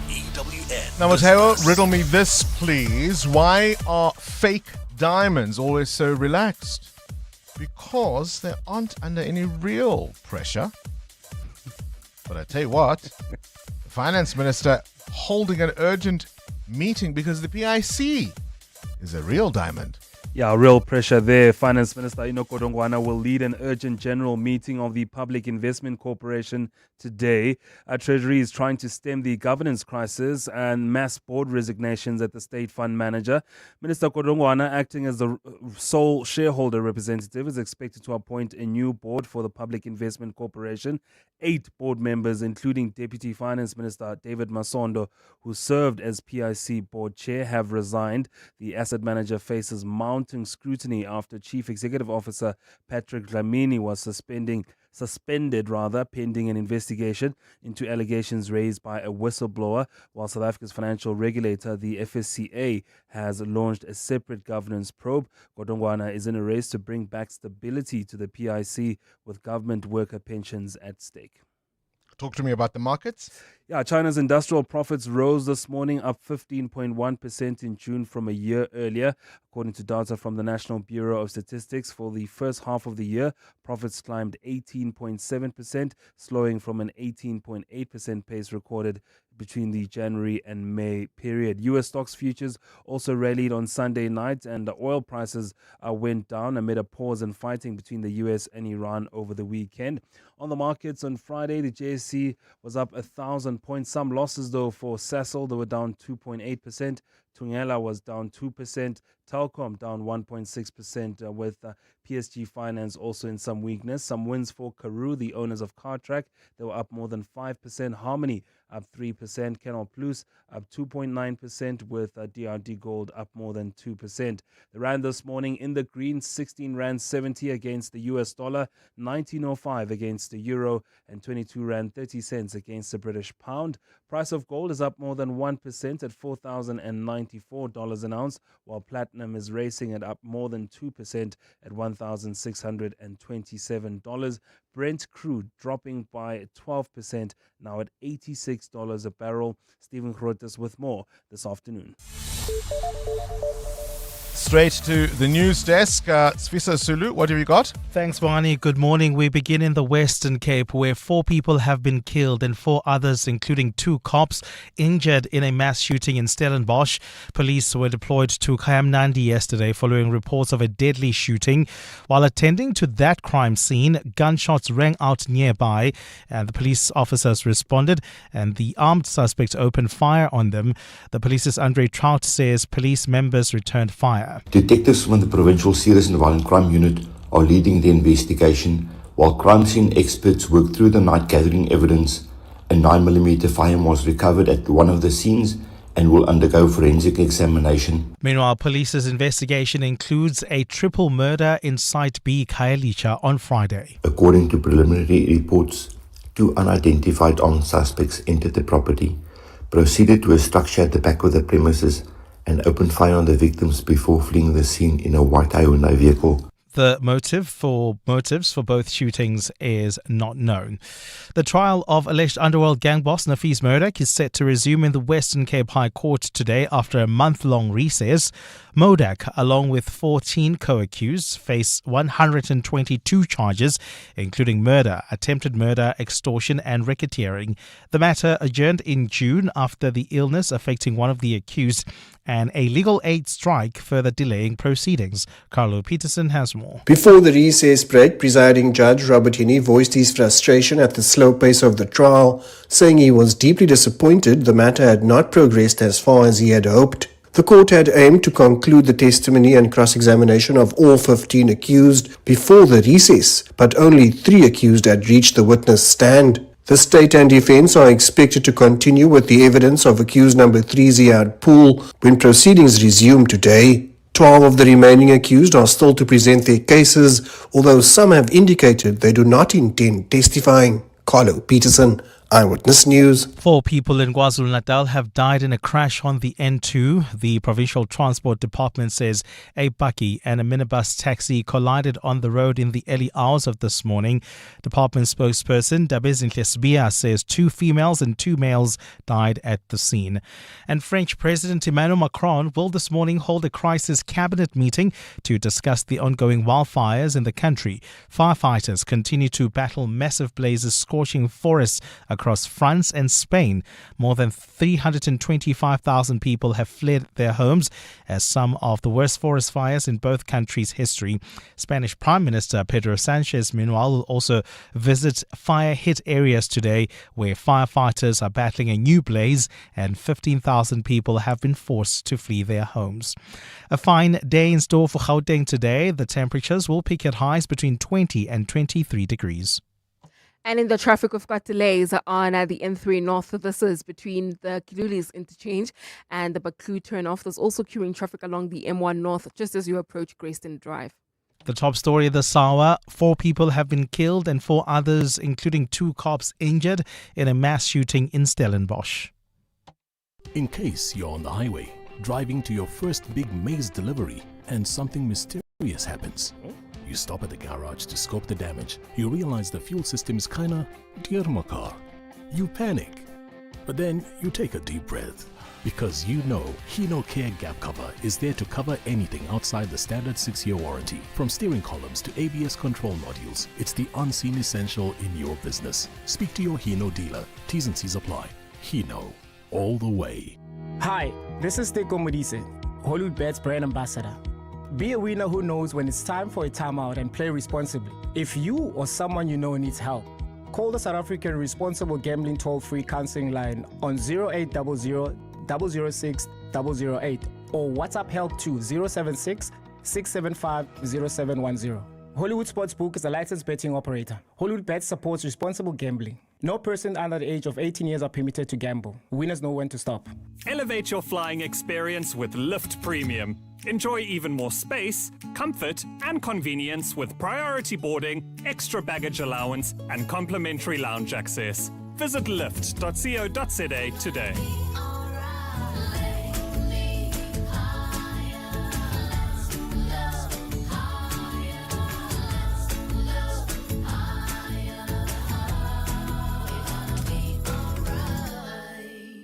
Drivers, this winter, South Africa's roads can change in seconds. One moment it's clear, next, dense fog blinds your view. Don't drive on memory, drive on visibility. If you can't see clearly beyond 50 meters, pull over safely at the nearest truck stop. Stay alert, stay alive, check your surroundings, and inform others. See and be seen. Let's navigate winter roads together. This message is brought to you by the National Department of Transport. Weekday evenings at 6.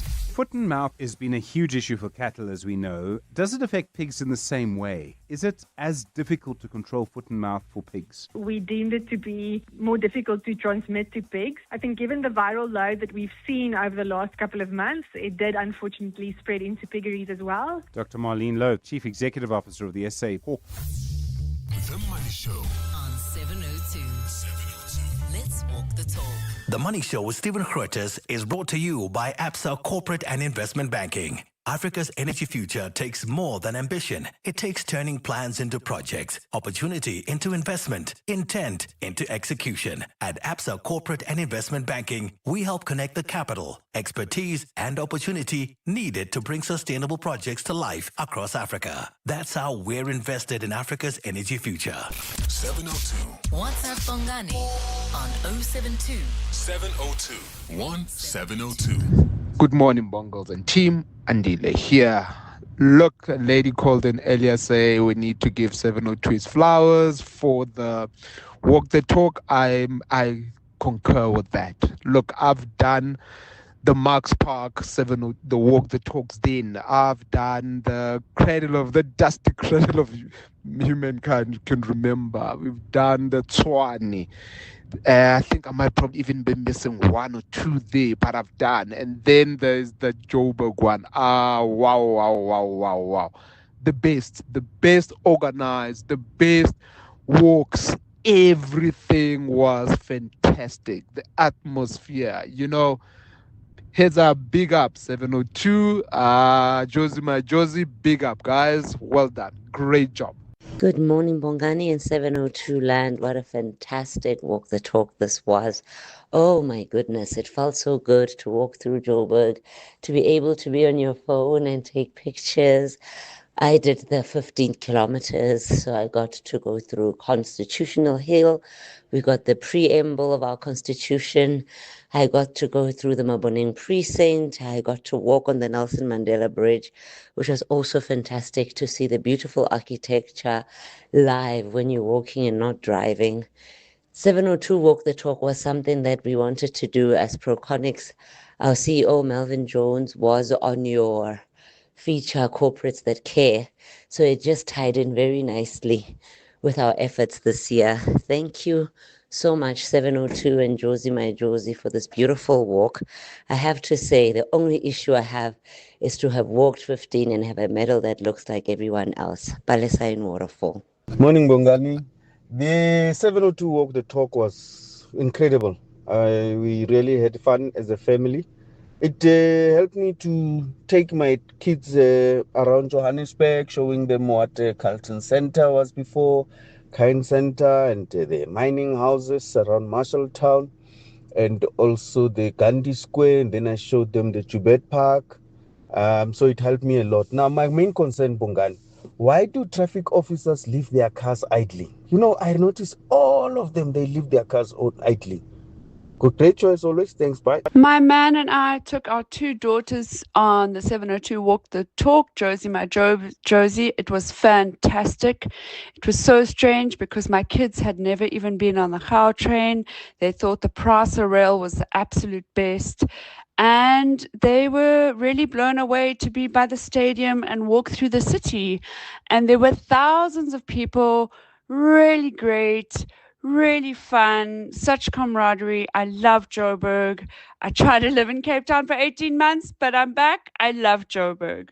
Thank you, 702 and Josie, my Josie. My name's Lesotho. I didn't go to the Josie, my Josie walk the talk, and I'm so jealous. So can you guys stop playing your voice notes and telling us about how nice it was? Tell you what, you can also go to our social media pages, the 702 social media pages. It's all over, plastered everywhere. I've got footage on mine if you want to actually see and not just hear about the experience. EWN Sport. Well, I tell you what, something you can also look forward to seeing and hearing is the opening game of WAFCON. Well, our opening game. Yes. We open tonight. Banyana, yes. WAFCON opened last night and there was victory for Algeria and Morocco. But yes, Banyana, I mean, because let's not kid, we're South African fans and we support only Banyana. And here we are, and they're playing Tanzania at 7 o'clock tonight. It's their first match. Remember, a top 4 finish secures Banyana a place at next year's World Cup in Brazil. The match will be Linda Mohlalo's 100th cap. The energy in camp, it's really good. Obviously, the main focus is the World Cup. Right, but I think the biggest thing is we're going to go for the gold. Regardless of what happens, the aim is the gold.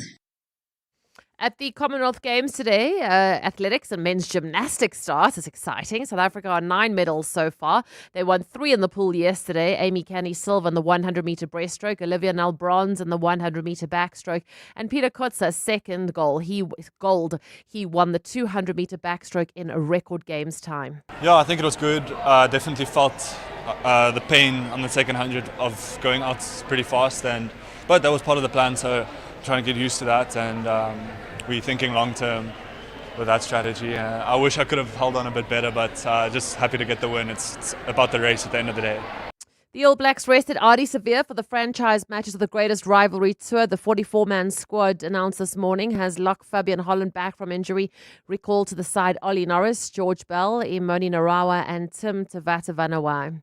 In the Currie Cup yesterday, the Cheetahs topped the table ahead of Boyland. Boyland thrashing the Stormers 41-3 yesterday. Lions sit third. They beat Pumas by 23. Griquas beating the Bulls by 30. Formula One's defending champion Lando Norris got a first win of the season yesterday in Hungary. The pace was pretty incredible. From me in the car, I felt very, very good out there with managing the tyres and extracting lap time and pushing Oscar, to make mistakes, to use the tyres a lot. And I felt very good that I could still win the race even after what happened on lap 1. I knew I could win the race today even after lap 1. So very happy that I did. Verstappen finished second ahead of Antonelli, Leclerc and then Hamilton. Hamilton had actually finished fourth, but once again got a 5-second penalty, this time for speeding out of the pits. And Tadej Pogacar won the Tour de France for record equaling 5th time. It also marks Pogacar's 3rd Tour win in succession. Cindy Paluta, Eyewitness News Sport. Hi, this is Carol Shabalala, Hollywood Bet's brand ambassador. It's more fun when it's for fun. Playing responsibly is always a winning strategy. If you or someone you know needs help, call the South African Responsible Gambling toll-free counseling line on 0800 006 008 or WhatsApp help to 076 675 0710. Hollywood Sportsbook is a licensed betting operator. Hollywood Bet supports responsible gambling. No persons under the age of 18 years are permitted to gamble. Winners know when to stop. This past Sunday, tens of thousands showed up for the Walk the Talk, for the people, for our Josie. This is the 702 Josie My Josie Walk the Talk. We really want to thank everyone for coming along, creating unforgettable memories and showing the world that Joburg is so much more than just a city. It's a remarkable energy connecting us all. So here's to Joburg. Here's to us. Here's to 702 Josie My Josie Walk the Talk. Babize bonke, right? It was hosted by the city of Johannesburg. Checkers brings you better freshness, better choice, and better value every day. On deals like Dr. Utker Ital Pizza Foldover, 310 to 345 grams, any two for 129 Rand. And Baby Soft 2-ply white or supreme quilts toilet rolls, 18-pack, any two for 249 Rand. Plus, get up to 40% back in U-Count rewards with your qualifying Standard Bank card. Valid until 10 August, only at Checkers, Checkers Hyper, or shop on 6060. Dad, how come Mom's not coming to my soccer game? Well, Mom isn't allowed to come to your soccer games anymore. Is it because she tried to tackle Coach KB for giving me a red card? Maybe. Humans who fiercely protect the people they love. Welcome. Search Liberty Protect to protect your life and legacy today. Liberty, in it with you, all of you. Liberty Group Limited, a licensed life insurer, an authorized FSP, and part of the Standard Bank Group. T's and C's, risks and limitations apply. EWN Traffic. All right, let's wrap up the morning's traffic. One more time, Amo. Well, thank you, Bongani. We do have delays around the Kempton Park area, obviously due to that earlier accident along Waterfontein Road, right after Mooifontein Road, causing heavy delays. There's also queuing traffic on the N12 West. This is just as you head towards the Komara Street exit due to an accident of the opposite side of this route. Please approach with care. And then traveling on the Maikwan North, a bit of a stop and go between Glenhove Road and Greyston Drive off-ramp. That's due to peak time delays. More updates at the top of the hour. Stay tuned. There's more EWN on air, online, and on the EWN app. Corporates That Care promotes and encourages corporate leaders and all citizens to walk the talk for a better South Africa.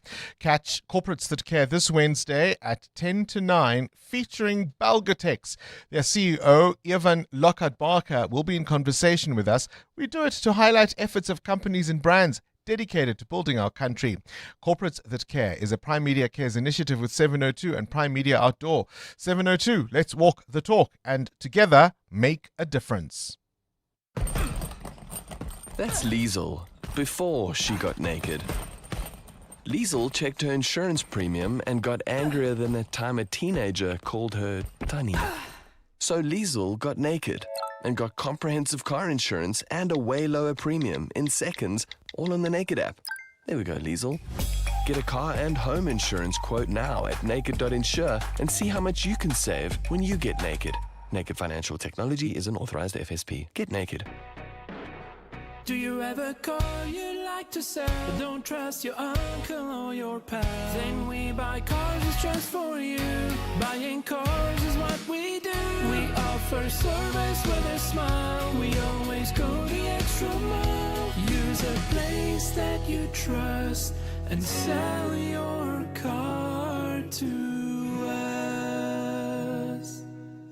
We Buy Cars, the easiest way to sell your car by far. The world's best male and female paddle players are coming to South Africa. The historic Premier Paddle Pretoria P1 will be at Sunbet Arena Times Square from 26 July to the 2nd of August. Expect world-class action, unbelievable energy, premium hospitality, and an atmosphere unlike anything South African sport has seen before. This is Africa's biggest paddle tournament ever, and tickets are selling fast. Don't miss your chance to witness the sport's biggest stars in South Africa. Get your tickets now at primemediaplus.com. Coming up on the Clement Manya-Taylor Show on 702. The Prophet is here in the house. We got a call from one of our listeners. Yeah. Who calls you Prophet Madimecha because you predicted. Yeah. It wouldn't be a week and she'd be out. And she's already out. And the umpire's finger is out. Yeah. I'm a bit disappointed in her. Let's call it a resignation letter, because nowhere does she take accountability. It's blaming, there are attacks on me. There's nowhere does she say, I abused my power as I've conceded to it at the Madlanga Commission, and I've brought the NDPP, the NPA and IDAC into disrepute. So, Winnie Mandela, hey? Yeah, Mama Winnie multiplied. There's so much silence there by Gandhi Square. Right. Right? Even there by the Twitter streets, I haven't seen anything. Very, very much silent by the Gandhi Anyone Square. who's seen some red colors commenting on Andrea Johnson's, please indicate it to us. So we're going to start the 702 open line with that conversation about Andrea Johnson. I spoke to the Minister of Justice this morning. They've got a briefing on Thursday to talk about what has transpired now, but I've really asked her to come in briefly just to assure South Africans, because it is concerning that this is an important anti-corruption institution, and if its head has behaved like that together with some of the investigators and she's now leaving, what does it mean? So I'll play that interview I had with the Justice Minister on the open line. I said earlier it was meant to be the return, sort of the Scorpios, but it's been more of a return of the moths. Or is it the crickets? And then at 10 o'clock, we're going to discuss the PIC. There's a lot of bizarre things that have happened there. And from today until around Thursday, I want us to take it bit by bit to explain to the listeners what really transpired here. Because the deal the PIC entered with Lanseria Airport to fund one of the BEE partners and then ended up paying them over 400 million rand when they defaulted on the loan. There's a lot that's not making sense there. So we're going to try explain it to the listeners from today at 10 o'clock. And then we wrap up the show at 11 o'clock with our Family Matters feature. Today we're discussing how financial stress affects the family unit. So when there's financial stress, do you sit down with your kids? Do you sit down with your partner? Or you just take it as it comes? All right, Clement Manyatela between 9 and 12.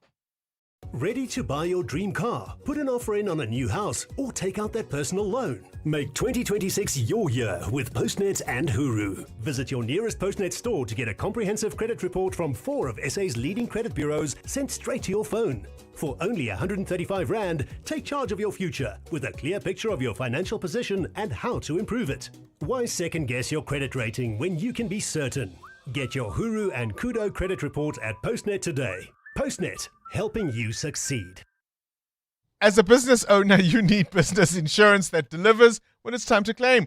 The Ombudsman, an independent body that rules on complaints, confirmed in their 2025 annual report that OUTsurance had the lowest overturned ratio of complaints received. Now that service you can trust. Switch today and you could get a massive 20% discount on your business insurance premium. Get a quote now. Visit outsurance.co.za or call 08600 60,000. OUTsurance is a licensed insurer and FSP. T's, C's, and information online. Your boss noticed. Your ex noticed. The neighbors definitely noticed. Because some cars say, I rented a car. And some cars say, I rented the car.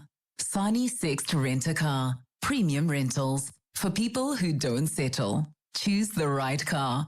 Rent Sani Sixt on sani.co.za.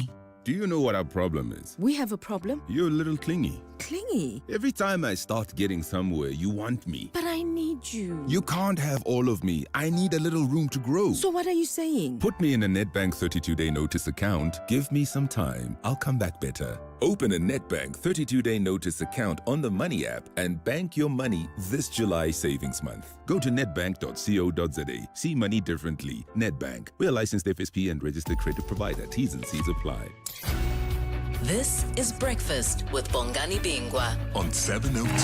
Let's walk the talk. Say my name, say my name. Say my name, say my name. If no one is around you, say baby I love you. If you ain't running game, say my name, say my name. You acting kinda shady, ain't calling me baby. Why the sudden change? Say my name, say my name. If no one is around you, say baby I love you. If you ain't running game, say my name, say my name. You acting kinda shady, ain't calling me baby. Better say my name the other day. South Africa is watching. We are ready. Take that mask off.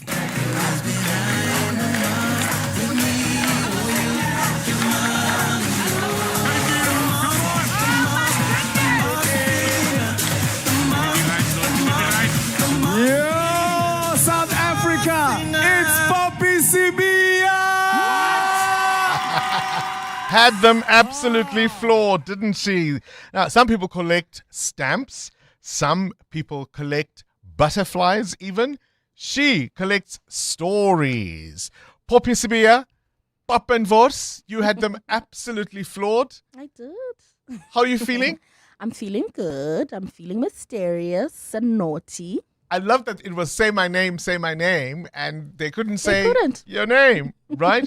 Now, you are known, of course, as a traveler, somebody who's explored the continent and other parts of the world, primarily, of course, as a traveler on the continent, highlighting different countries, different cultures, different cuisines, different experiences. I dare say, in some ways, as daunting as some of the places have been to, wasn't this more? It was. This one felt personal for some odd reason. Even though I was behind a mask, it felt quite personal. So when I was the first, not the first to be unmasked, but when I was unmasked on my first song, I was sad. I took it personally. I know the feeling. Yeah. I know the feeling. I was also unmasked on your first song. Yeah, it's not Hamatung. nice. All right, talk to me. I mean, let's talk about what you have done. You found this unique niche for yourself, the idea of what? Packing a bag and going to see the world. Tell us about what prompted that direction. So it was born out of necessity. I love traveling, but I didn't have the money to fly everywhere, book a nice hotel. So I thought, I'm just going to take a road trip to Ghana. I think I wanted initially to go to Nigeria. Then I was like, when I'm in Nigeria, I'm just going to skip on over to Ghana. I'm just going to take a road trip, however long that takes. And I crowdfunded my first road trip, actually. And the rest is history. The rest is history. How are you received in these countries? Very well. In Africa especially, very well. Because I blend in, I look like every African, actually. If you put me in any African country, especially sub-Saharan, I fit right in. So very easy. I just let them know what I need. Hey guys, where can I find the sand? Where can I find the himba? I need a place to sleep, blah, blah, blah. They more than willing to help. Have you ever been offered, talking about being Papa and Vos, have you ever been offered a meal that you thought, yikes, what? It's this? In Peru, in the Amazon rainforest, Yeah. my ayahuasca shaman and his mom were cooking up some things that I was like, yikes, guys, I can't. Like Can what? I just... It looked like brains, but it was actually nuts. Yeah. It was in a gravy, watery fish gravy. I was like, guys, can I just have some scrambled eggs, please? Best experience? Oh, there's so many. I think still in the Amazon, but in Brazil with the Tucana tribe. Yes. Yeah. We were sleeping in hammocks. We were taking walks in the woods, and they were telling me, if ever you come across a jaguar, this is how to protect yourself. It was crazy. We were swimming in alligator or crocodile, I'm not sure, infested waters. I said, they said, no, don't worry. I'm a shaman, so I've prayed over this water. Nothing's going to happen. I said, okay. Jumped right in. Language, a barrier at times? It is a barrier, but I speak with my hands. Hey, can I have some water? And then I sort of motion toward the mouth, and they understand it. And I actually prefer that. I don't even use a translator because I think that's boring. I like the game of trying to guess what I'm trying to say and trying to guess what you're trying to say. The Masked Singer experience, looking back, what will you think of it? 10 out of 10. I think I want to do more TV. I like drama. I'm quite a theatrical girly. Absolutely enjoyed performing, the lights, the way things work, the fast pace. I really enjoyed it. The mystery, the secrecy, yes, the walkie-talkies. I loved everything it that all. happens I behind loved the scenes. all of Hey? it. For anybody who has been off the planet and doesn't know where to find Poppy Sibia and her content, where can they go? Poppy_Sibia on all social media platforms. That's POPI_SIBIYA. The latest Masked Singer to be unmasked. Pap and Vos. That's me. 7:02. More than a radio station. Let's walk the talk. Ah, look at the time. It's 9 o'clock. The Clement Mangatela show starts now. This is EWN. Good morning, I'm Sfiso Zulu. Andrea Johnson is expected to return to the Madlanga Commission today as President Cyril Ramaphosa and the National Director of Public Prosecutions, Boss Endimutibi, requesting to step down. Ramaphosa confirmed this morning that he's accepted her resignation